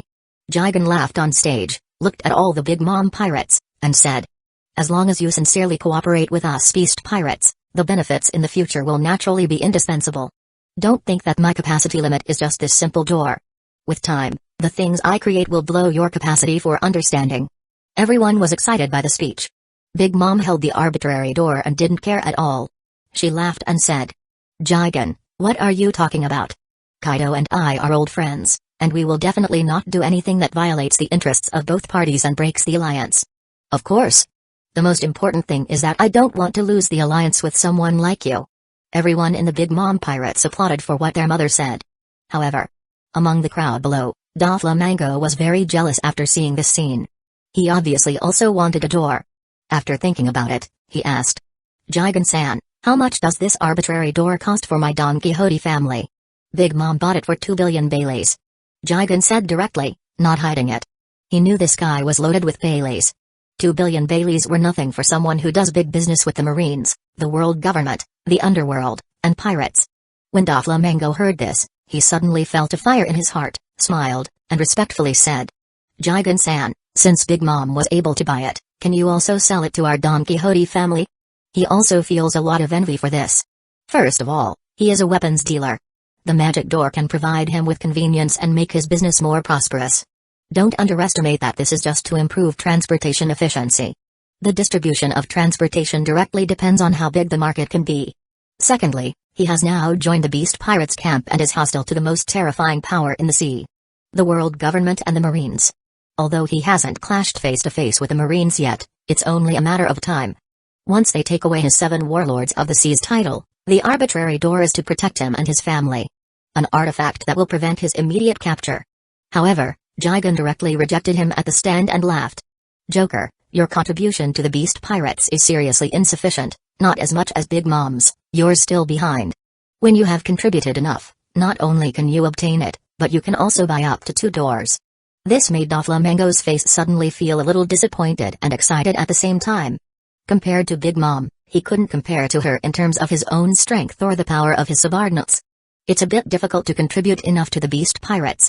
Doflamingo suddenly thought of the artificial devil fruit. He is a businessman, and it seems that he can only start with that. After thinking for a while, after considering the gains and losses in his mind, he gritted his teeth and said to Jigen, "As long as you are willing to help me with this, I can give the Beast Pirates a big discount on the purchase of smiles." Jigen touched his nose and absent-mindedly said, "You shouldn't be telling me these things, you should discuss them with my captain. If he agrees, then it's fine." This can be considered as respect for Kaido. Kaido, drinking on the side, was really satisfied and full of joy. He laughed. Well, Jigen, you are actually qualified to make these decisions for me and King. As I said, seeing you is like knowing myself. Jigen smiled simply and then looked at Doflamingo and said, Joker, we, the beasts, accept your proposal. The main expense of the beast pirates is buying smiles. If it is only necessary to buy it at cost price, then the beast's pirates will have more liquidity, and Jigen can use this liquidity for scientific research and development. Why not? Thinking of this, Kaido laughed even more and said loudly, Jigen, you are the treasure of our beast pirates, come drink with us. Everyone looked at Jigen with admiration, even the members of the Tobi Rappo. Their respect for Jigen was on the same level as their captain. Jigen also felt really comfortable with the respect they had for him. After traveling to this world for about 5 months, he finally got a firm foothold in this world. This may just be the beginning. Then, Kaido also stepped onto the stage with Jigen. He waved his giant arm and said loudly, Everyone, it's time for us, the beast pirates, to rescue our own people. Are you ready? Ready. Ready anytime, anywhere. Captain, we can't wait. Yes, let's rescue Jack-sama. The entire Beast Pirates 4 Emperors Regiment raised their hands along with Kaido. Big Mom, who was also on the stage, responded. Jigen, if it weren't for waiting for you, we would have acted long ago. Chapter 106, War, 1. At this moment, Jigen's prestige has reached an unprecedented level. He has no experience speaking before the war, so he thought about it and emphasized. Our main goal this time is to rescue Jack and Cracker. Once they are rescued we can go after the other subordinates. The secondary task is to acquire Kairoseki. These things are basically common in Impel Down, so they are very easy to obtain. But everything is based on the premise of rescuing our partners. Kairoseki is just a secondary task, but it will be highly rewarded by me. Everyone below responded. No problem. That's right. These subordinate members don't care what Jigen's purpose is, but as he said, they simply do it and the others don't have to think about it. King curiously said. Jigen, we have Kairoseki in the storerooms, we can give it to you. Could it be? Queen quickly intervened and thought of something. Is it the material that will be used for the next new invention? For a while, everyone's breathing quickened and their eyes filled with anticipation as they looked at Jigen, waiting for his answer. Even Kaido and Big Mom looked at Jigen with excitement, waiting for his answer. He nodded and said with a smile. That's right. It's the material for the next invention. In an instant, the whole place was boiling. Everyone's minds exploded loudly. It hasn't even been 10 days and he already has a new invention in mind. Crazy. Truly crazy. How long has it been since the air cannon was invented? Isn't his too fast? By the way, what is this new invention? Everyone was extremely noisy, which was enough to show everyone's emotions at this moment. Passionate about this new technology. Kaido, King, Queen, the Big Mom pirates present, the Don Quixote family. All of them were also excited, thrilled, and deeply curious. Jigen, what is this invention? Kaido asked as usual, turning his head to look at Jigen. Jigen couldn't help but laugh at everyone's emotions. He also didn't expect everyone's reaction to be so intense. This left a bad taste in his mouth and he smirked. This time the invention will be kept secret like before. Only then will it have a new impact. Jigen, in addition to becoming strong through these new inventions, enjoyed seeing the ignorant faces when they saw a new technology. He couldn't spoil his training method. Mokuso, you have managed to capture my curiosity once again, tell us. Big Mom requested in a soft tone, which was really strange for her children. They were used to seeing their mother threatening others. However, Jigen still intends to keep it a secret, which makes everyone feel lost, longing, and anxious. Seeing the change in everyone's mood, Jigen couldn't help but laugh. You just have to wait a few days. Since we have Kairoseki, I have already prepared everything in advance. It's just that for large-scale production, a large amount of Kairoseki is needed, and in a few days a new invention will come out. You will naturally know. You don't need to wait a year or anything like that. Kaido, who was sitting down, couldn't help but get excited and laughed out loud. Jigen is right. Waiting is just a matter of a few days. With Jigen's research and development speed, maybe the day after we return from the operation, we can delight in this new technology. Everyone, cheer up. What we have to do next is our focus now. Everyone around thought it was very reasonable. Jigen had shown everyone how quickly he was developing technology. As it was like this a few days later, there was no difference between knowing it now and knowing it now. Soon everyone's disappointment disappeared, leaving only expectations and excitement for the future. At the same time, there is also excitement about going to Impel Down. No one has been able to turn this prison upside down for 800 years. Their actions this time will undoubtedly add a blow to history. Kaido took out his blue door directly and smiled. Everyone. Let's turn this world upside down. On the other hand, Impel Down remains the same as always, and no one has any idea about the alliance of the Beast Pirates. This is the terrifying part of the magic door, and that's why Big Mom is so excited to have her own. After obtaining it, she now has a giant sword hanging over the heads of the major forces in this world, because with a magic door, she can attack any force at any time and anywhere. Of course, there is a limit too. This time everyone can go to Impel Down because Kaido has been sent here many times before. Kaido, when we finish this, I want to go to that place and finish what our captain once started. What do you say, are you in? Big Mom whispered to Kaido before the great battle. Kaido on his side suddenly fell silent before laughing loudly. Wurro. You still haven't washed away that shame, right, Linlin? It just so happens that I haven't either. Alright, count me in. With the air cannon and Jigen's new technology, we can completely sink God Valley. We will take them completely by surprise, just like that red-haired bastard. Kaido's eyes turned fierce as he mentioned this name. Chapter 107, War, 2, Impel Down. At that moment, on the 6th floor of the prison, the 3 admirals were stationed here. Upon hearing the arrogant and dominant voices of the prisoners, Okainu, Aokiji, and Kizaru simply felt annoyed. Most of these prisoners were not afraid at all, and even mocked them. Okainu couldn't even control himself and burned 2 of them to the bone. Aokiji also had a bad temper and froze 3 more than Okainu. Kizaru was the only one who didn't care about anything. Because of this, the excitement and mockery of the prisoners calmed down a bit. But only a little bit. Okainu, come here and let me feel the temperature of your body. Haha, do you even want something like Okainu? You've been in prison for so long and you're so hungry? Okainu's face turned black. Naturally, he would kill this bastard who disrespected him, but Sengoku had informed them that they were not allowed to kill anyone else. If it weren't for the regulations put in place by their superior a few minutes ago, he would definitely shoot and kill this group of guys right now. Aokiji put a blindfold on and planned to sleep to avoid hearing the dirty words of these people. Kizaru found a stool, crossed his legs, and started trimming his nails. This guy, who likes to laze around, completely ignored the words and attacks of these prisoners. Hey! Okainu, let them speak. I heard Magellan boasting about the freedom of speech he claims to have in Impel Down. Besides, they're just venting. At that moment, a voice awakened everyone on the 6th floor. Okainu quickly looked up, looking at the corridor that seemed like an abyss. Kizaru also stopped what he was doing and looked. Aokiji took off the blindfold and looked as well. Not only them, but also the prisoners, felt the movement and looked in the direction that the 3 admirals were looking. What's the situation? Bullet frowned. He saw that in the center of the seemingly endless corridor, a door appeared. A blue door, with dragon tattoos, suddenly appeared in front of everyone.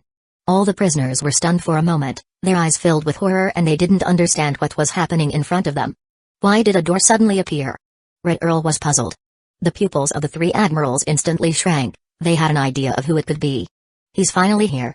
Okainu clenched his fists. Kizaru's mouth twisted with bitterness, and Aokiji stood up with a whistle, ready to fight. In a cell, Jack, Cracker, and others under his command who were also imprisoned, became excited. Finally Jack laughed and said, "The magic door. Kaido-san is here to save me, Marines, are you ready to tremble?" Ha ha ha.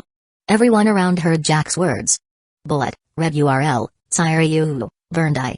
All the big prisoners showed shock, and once again looked at the door. This is the rumored super technology of the scientific disaster.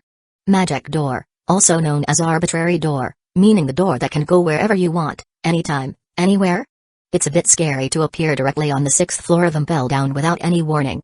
It was only this time that the powers of the old era realized the horror of the technology that appeared recently in the world while they were imprisoned. At the same time, their hearts are also slightly excited and their eyes are full of enthusiasm as they look towards the door. Since this could be an opportunity to escape from here. Whether by allying with the beast pirates or stealing some technology directly. Under everyone's eyes, the blue door opened and Kaido came out of it. There was a smile on his face, a confident and disdainful smile. With a deep laugh, the strongest creature entered the 6th floor of the underwater prison. Uff, Clokio.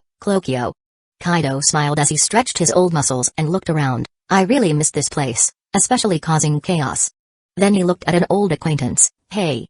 Old URL, haven't you escaped yet? How pitiful you are. Didn't you boast to me about a seal last time, saying that you would definitely escape from this place? Kaido began to mock Red Earl as soon as he saw him. The latter didn't care about his mockery, laughed and shook his head. Then, Kaido spoke to Bullet, Suru. And so on. It seemed like a greeting, but in fact, Everyone knew that Kaido was boasting about unexpectedly arriving at the most restricted section of Impel Down. Finally, Kaido looked at the admirals. After letting out a disdainful laugh, he said, "I didn't expect the 3 admirals to personally receive me, what an honor," he said sarcastically. On the opposite side, none of the 3 responded to Kaido's taunts. They were ready to fight at any moment and find a way to report this situation. Naturally, the fastest of the 3, Kizaru, raised his arm and used the Dendenmashi he had on his wrist to contact the fleet admiral. Sengoku's solemn voice sounded on the other side and said solemnly, "Understood, we will immediately depart to support." On the opposite side, Kaido smiled and said, "Kizaru, contacting the Marine headquarters to mobilize their troops, aren't you afraid that we will attack and ransack the Marine headquarters while they are all here?" Chapter 108, Spectacular Arrival. The hearts of the prisoners from all sides were deeply moved upon hearing this fearsome 4 emperors of the New World. The arbitrary gate invented by his subordinate was extremely terrifying, and the Marines were truly defenseless against such a threat. "You can come and go as you please." Seeing the expression of the admirals, Kaido laughed proudly and then said, "Don't worry. I, Kaido of the Beasts, wouldn't do such a thing. I would simply fight you face to face. I am someone who detests intrigue, and you and the world government know it well." At that moment, Sengoku and others quickly arrived and reached the 6th floor of the underwater prison. Immediately, constant footsteps of clashing were heard, and Marine soldiers with weapons appeared. This surprised Kaido, but he didn't show much expression. He just sneered. "Oh? Sengoku, are you joining the party too?" As expected from the Marines, setting an ambush, this is how they can only suppress pirates. On the opposite side, Sengoku narrowed his eyes, glared at Kaido and said, "This time, you won't have the same luck of escaping. This will be your burial place, Kaido." At that moment, Kizaru noticed the ring on Kaido's finger. He couldn't help but point and lazily say, "Sengoku-san, look at his finger." Tsuru's eyes flickered for a moment in the control room, and she guessed. "Sengoku, it is very likely that this is the so-called new invention of that guy, the air cannon." Tsuru's Dendenmashi was always connected to Sengoku's, so she could help him in any war situation. Immediately, the prisoners around them exclaimed in disbelief. "Is it another invention? Oh my god, this guy is the definition of terrifying on every scale." Red URL, didn't you read about this technology from Jack's memory before? The Red Earl also felt a bit strange. He was very sure that when he read Jack's memory before, there was no new technology like the air cannon. That is to say, this new invention comes from these recent days. This made the great prisoners feel overwhelmed. "I'm getting more and more interested in the man behind these interesting toys." Bullet smiled and clenched his fists. It is the first time since the death of his former captain Roger and after being imprisoned, that he feels curious about someone in this sea. In a short period of time, 5 technologies have been developed. After Earl Red read Jack's mind, everyone learned about the existence of the time room.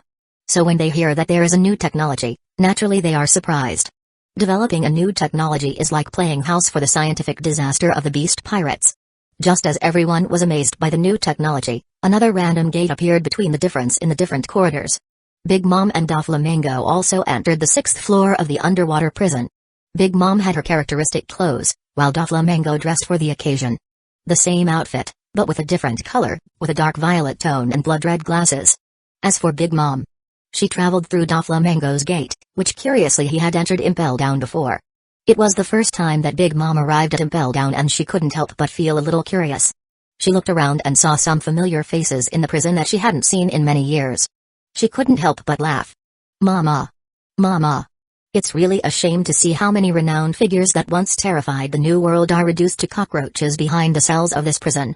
Doflamingo didn't feel as nostalgic as her, as he didn't know most of the prisoners, only by old bounty orders he won in various black market auctions.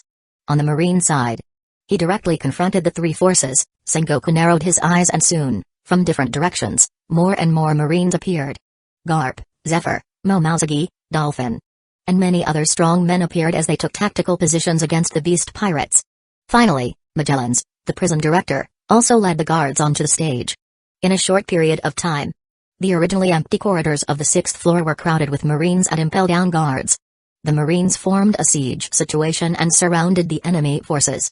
The 2 sides were engaged in a confrontation. Kaido looked around and couldn't help but say disdainfully, "They really underestimate us if they think this is enough to stop us. Ha ha ha. Mama. Mama. Is it useful? It's just a tool for us to enjoy." Big Mom laughed uproariously. Upon hearing the arrogant words, Sengoku snorted coldly. You really don't have us in your eyes. After speaking, he took out a universal capsule. With the expulsion of the capsule, heavy artillery and several heavy firearms appeared. The Marine soldiers were well trained. The moment these things appeared, they hurriedly took control. These weapons were aimed directly at all members of the Beast Pirates Alliance. This heated scene made the great prisoners in the prison exclaim, and they all widened their eyes. Was that the universal capsule from earlier? It's the first time I've seen it. Isn't it very small? This thing can actually store so many heavy firearms. Although I heard about it directly, but seeing it with my own eyes, I still think it's too unreal. Bullet also took a deep breath and then got excited. This universal capsule is custom made for me. He is a person with the ability to combine certain objects. He has also developed his fruit to awakening. He can merge them all together to become an abominable being. With this capsule, as long as it is filled with artillery and those things at any time, he can easily integrate it into himself in every battle. Chapter 109, Jigen makes his first appearance. If I have a chance, I must get one of those. Bullet muttered with a hint of wickedness. On the other hand, Earl Red had read Jack's mind before and had seen the scene in his heart, but it wasn't too surprising. However, what he saw in front of him still made him long for technologies like natural disasters. Center of the hallway. Kaido's eyes narrowed, filled with contempt. Is that all? That's why they made me come here? Kaido inexplicably became angry. Sengoku, are you the only one who has the capsule? You won't forget where the Marines got all these things, right? After speaking, Kaido shouted, and with his shout, the beast pirates came out of various arbitrary doors. After that, they quickly closed. Kizaru regretted not having the opportunity to steal one. In each door, there was a general guarding it. Among them were Kitakuri, king, queen. It was really difficult for him to snatch a door. And he couldn't go to the other side with his speed because his services were needed here in Impel Down. Ah! I really wanted one of those. This door will give me more free time and, above all, it will save me annoying trips. Aokiji next to him couldn't help but roll his eyes. Puff! Suddenly, a familiar sound was heard by everyone, followed by dense smoke.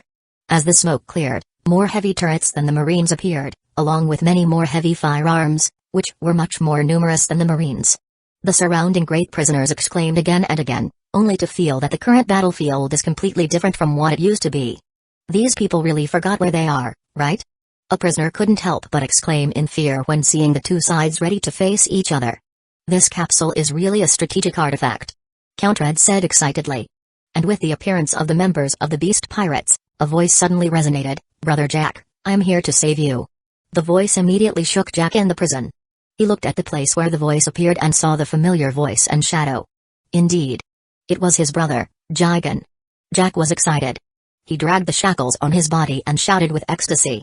Brother Jigen. Jack was moved by this. But after shouting, Jack couldn't help but worry. Hey, it's really dangerous here, you have to go. Come back quickly. And as expected, Jack's words stirred up the audience, whether they were Marines or the great prisoners. Sengoku quickly looked at the crowd of beast pirates, towards the person who was talking to Jack. It can be said that when Jack shouted Brother Jigen, all eyes in the audience were on Jigen.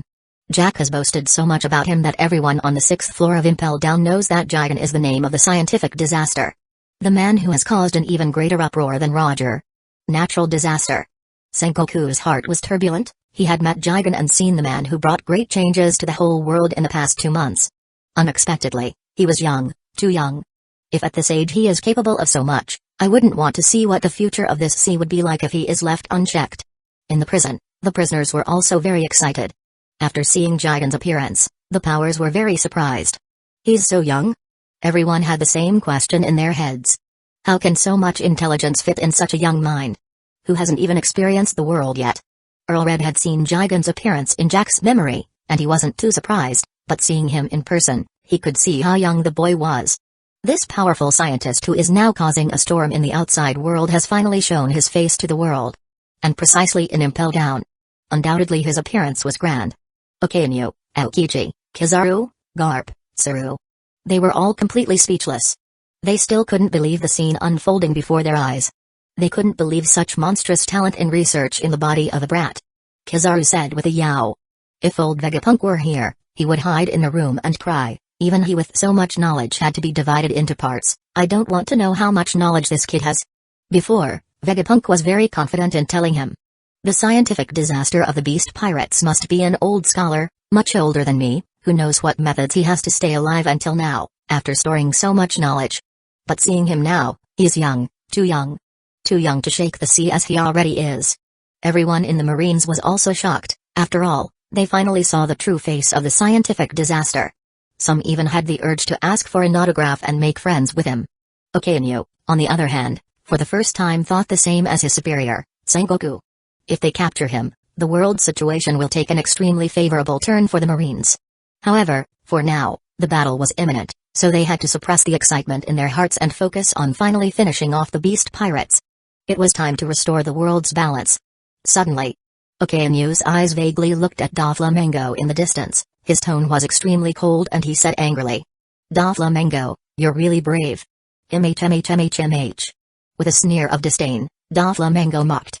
"Okainu, you don't scare me at all. I'm now a great admirer of the beast pirates. They can take the 7 warlords of the seas title and it."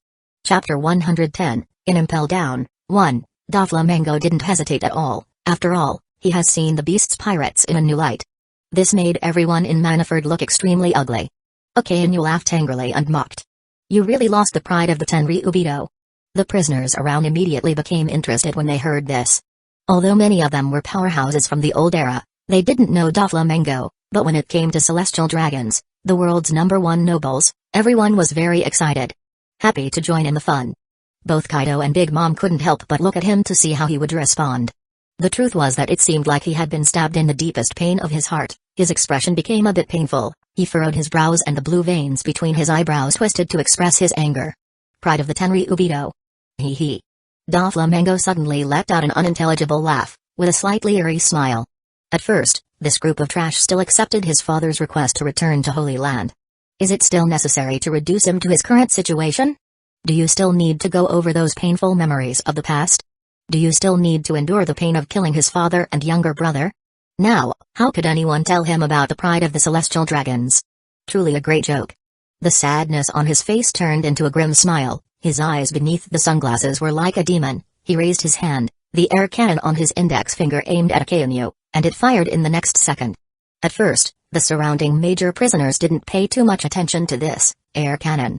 After all, it really looked like a toy. After the baptism of the universal capsule and the arbitrary gate, they all unconsciously ignored this and felt that it was nothing compared to these others. But reality slapped them hard. However, in the moment the air cannon was fired, in the moment the terrifying power was released, everyone's expressions changed. Red Earl was surprised. "Why can't I?" Bullet also raised his eyebrows, feeling incredibly the power displayed by this little thing. Some of the weaker prisoners simply froze. Akainu didn't care too much at first, since he was a Logia-type user, and he had confidence in his elementalization.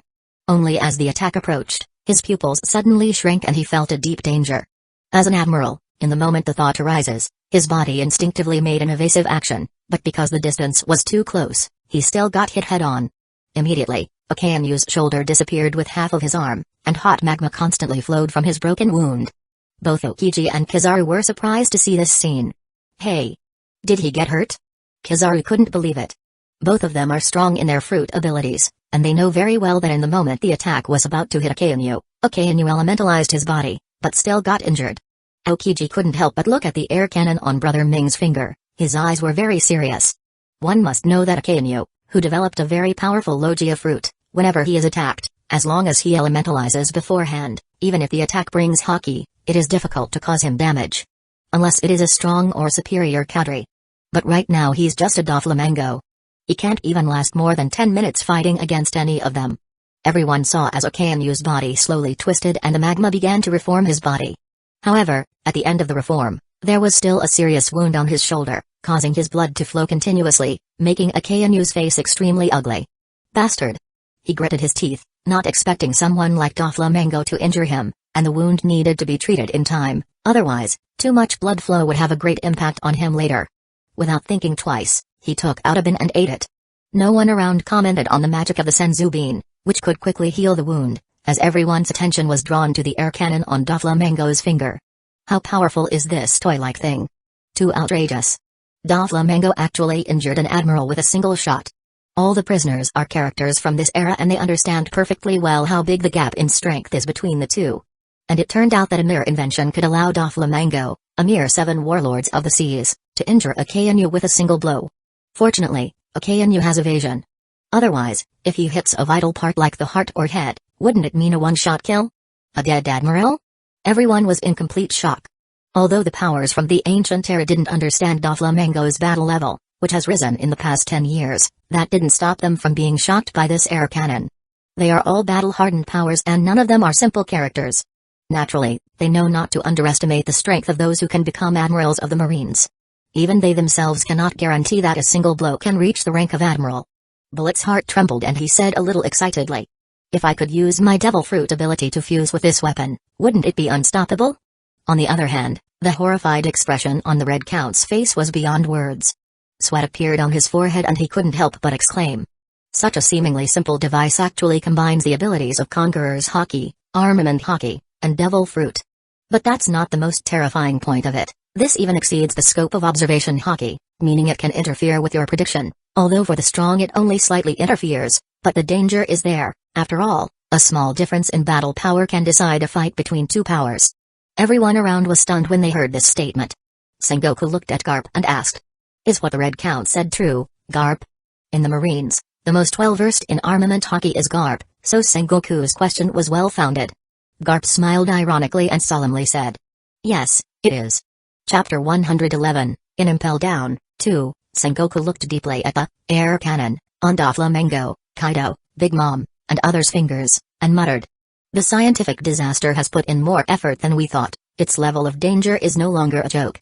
If we lose this battle, we can only leave this matter to the world government.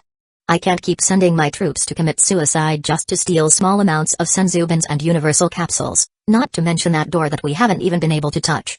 Tsuru couldn't help but say on the side, "I finally understand why the previous information said that Kaido and Big Mom can use the air cannon to overthrow an entire 4 Emperor's regiment on their own." Seeing everyone around him being shocked by the air cannon, Kaido couldn't help but burst into laughter. He was extremely proud at that moment and pushed Jigen to the front of the stage. "This is the latest invention of our scientific disaster. Okay, and you have deep knowledge. How do you feel? Is it very bitter?" Big Mom, who was standing next to him, also came out to stroke her sense of existence and said, "Now you know how terrible our alliance is. Ha ha ha ha, mama. Marine, I advise you to surrender quickly, otherwise there will be a damn storm later." Big Mom and the other members were all excited. The technology invented by the scientific disaster made Marine shrink, and the scene where a KMU was completely suppressed boosted everyone's morale, and everyone shouted Jigen's name on the 6th floor of Impel Down. Under Jigen Sama's technology, your Marines are trash. The entire underwater prison resonates with Jigen's name, his terror deeply engraved in everyone's minds. Especially his indifferent face. Implying that he doesn't care about tipping the world's balance and turning the world upside down with his inventions. Among the crowd, especially Jack, who is still in prison, was the most excited. He grabbed the bars and shook them desperately, saying excitedly, "Big brother, you're amazing. Finally, the world can see your face. How does it feel to instill so much fear in others?" Jack was also very excited. Jigen. Everyone. Red Earl next to him seemed disdainful. After all, he's just a child. How could he instill fear in him? That's the excuse he gave himself, and slowly his breathing returned to normal. Although these low-cultured pirates come and go, they can only say 2 words of congratulations. Jigen still smiled and accepted their congratulations. On the opposite side, Sengoku shouted loudly like a bell, and the voice of the Marine Admiral, codenamed Buddha, directly suppressed the cheers of the audience. Sengoku was like a vengeful king, with a majestic face and a temperament that made people feel inviolable. His voice exploded throughout the underwater prison and said, Don't you feel guilty for joining those bastards? You're a scientist, you're expected to have the pride of one. You could have brought happiness to the world and brought light to the world, but you chose to join the beast pirates. Abandon the bright and embrace the darkness, be a useless pirate." Sengoku began to persuade him, and after a while, he said with a deep voice, "The scientific disaster. No. I should call you Jigen. How about joining the Marines?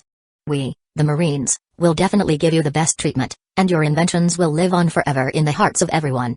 You will become the greatest scientist of this era and be praised by future generations, instead of being cursed by everyone." Kaido was not happy at that moment. He was about to speak harshly, but Jigen responded preemptively. "Sengoku, don't you feel guilty saying this? In this chaotic era, who is right and who is wrong? The so-called justice is ultimately named by the victor. Or isn't this the story of the world government you serve, a story they named? Jigen stared at Sengoku's pale face and continued. What's the matter, cat got your tongue? Will you deny that those 5 old fogies believe they own the world and do as they please?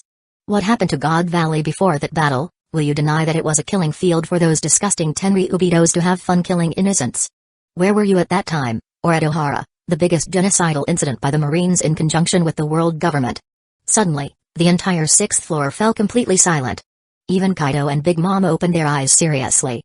In my opinion, joining the Beast's Pirates was the best decision I made. Otherwise, I would be joining your Marines, wanting to be a lackey of the Tenryubitos.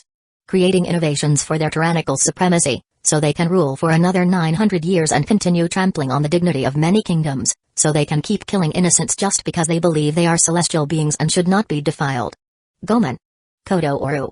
I'm sorry, but I refuse, Jigen smiled arrogantly. What's the matter? Do you want me to keep talking? Or have you given up on trying to recruit me? I can spend the whole day exposing your supposed ideal. You're just another hypocrite on the list, just like the Takagami guy. Although I still don't know your backstory for continuing to support the actions of the world government, I can say that your supposed ideal is complete garbage, Admiral Sengoku. Jigen's words immediately made everyone look at him in a new light. Especially the entire Beast Pirates Alliance, as well as the prisoners. If they previously thought he was just a kid who enjoyed turning the world upside down, now they know he is more than that. Sengoku had no words to deny such statements, or rather, he didn't have the basis to counter those words. Jigen dramatically opened his arms and said madly, you know, I'm really interested in the history that the world government holds, and I won't rest until I unearth its remains. Jigen deliberately raised his voice.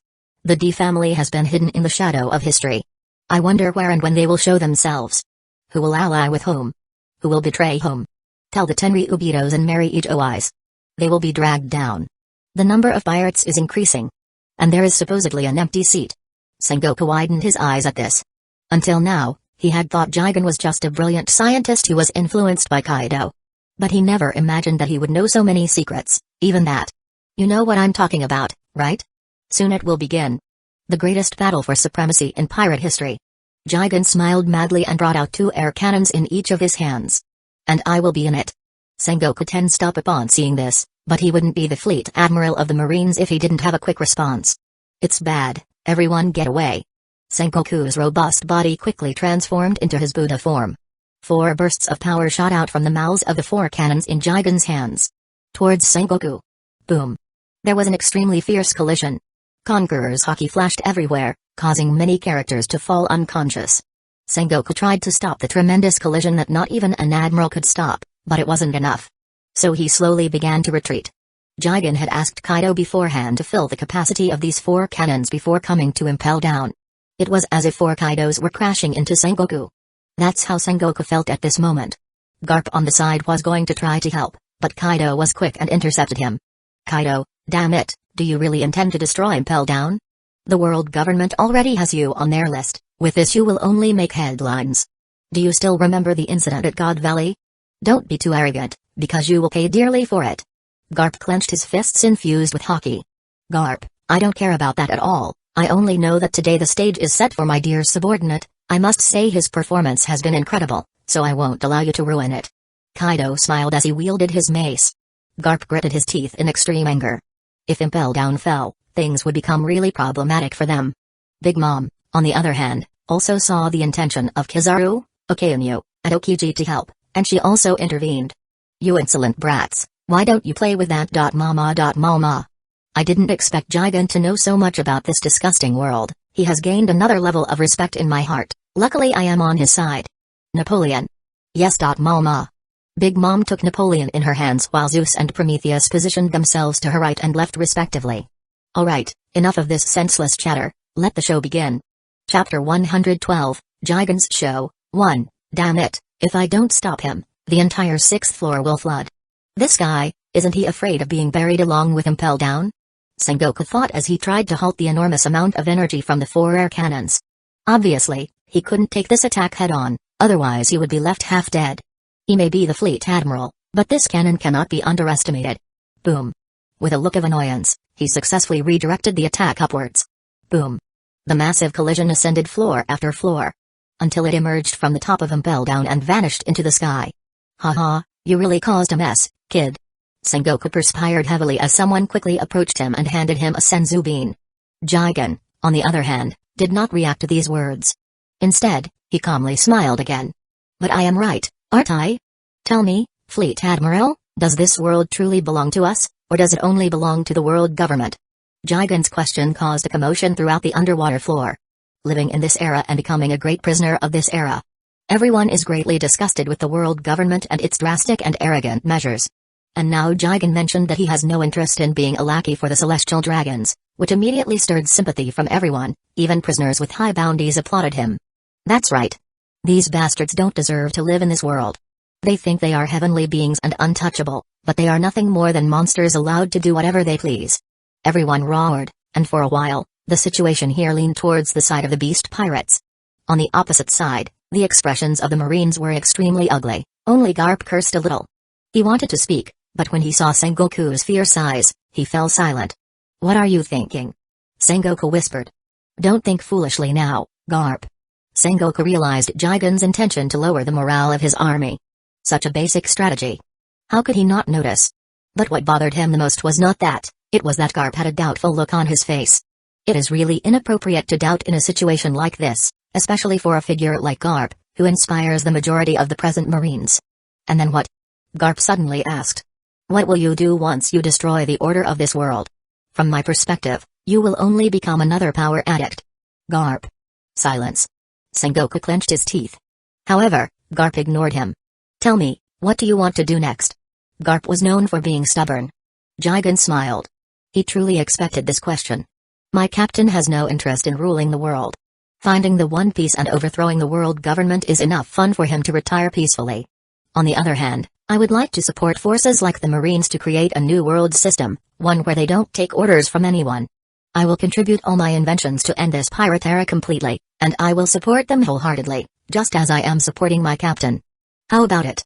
Does this answer convince you, Vice Admiral Garp? Garp looked deeply into Jigen's eyes. This child. Garp was truly touched by Jigen's determined gaze. Right now, your words are nothing but fantasies. Although you have created miracles, it is still not enough to even budge the world government. Kaido and Linlin know this very well. Garp continued to test Jigen. But I never said those were my final works. I have projects that would make even the great mind of old Vegapunk explode completely. What do you say, Garp? I know how much you hate those world nobles. Why don't you join us? Not as a subordinate, of course, but as an alliance partner. This will make the battle less enduring. And believe me when I say that I have even more terrifying toys than this simple cannon. Jigen pressed on. Jigen's words surprised the crowd. If he considers this air cannon, which almost left the fleet admiral half dead, as simple, how much more powerful are his other projects? Garp, this is serious. Don't say something you might regret. Sengoku gave his old friend a final warning. Garp remained silent for a few seconds. Even the prisoners from the ancient era were in complete shock. They didn't dare to even breathe. If Garp really joins the Beast's pirates, this will be unprecedented news. Finally, Garp spoke. I know, Sengoku. I'm not a child anymore, don't worry. Garp reassured Sengoku. Seeing this, Sengoku finally breathed a sigh of relief, while Jiren shook his head. What a shame. I thought I could get more information about the D family from you, old man. No matter, at least you serve to explain my intentions to the world. Jigen glanced at a Marine who had a microphone attached to his chest. Naturally, they were being recorded. He's probably someone who works for Morgans. Jigen concluded in his mind. Morgans had his nose in everything at the Marine headquarters. Well, this makes it easier. He thought. Everyone, my proposal is not only directed at Vice Admiral Garp, but also at all of you. Don't you want to end the tyranny and genocide of the world government? If you join the Beast's pirates and manage to rise through the ranks, you will have access to all officially shown technologies and more. Jiren declared with delight. Damn it, you brat. Kizaru. Sengoku shouted as he saw Kizaru create an opening while being held back by Big Mom. Yes, Sengoku-san. That was my intention from the beginning. Kizaru responded annoyedly as he quickly moved towards Jigen. Child, you have caused too much headache. If you don't intend to join us, then you can only die.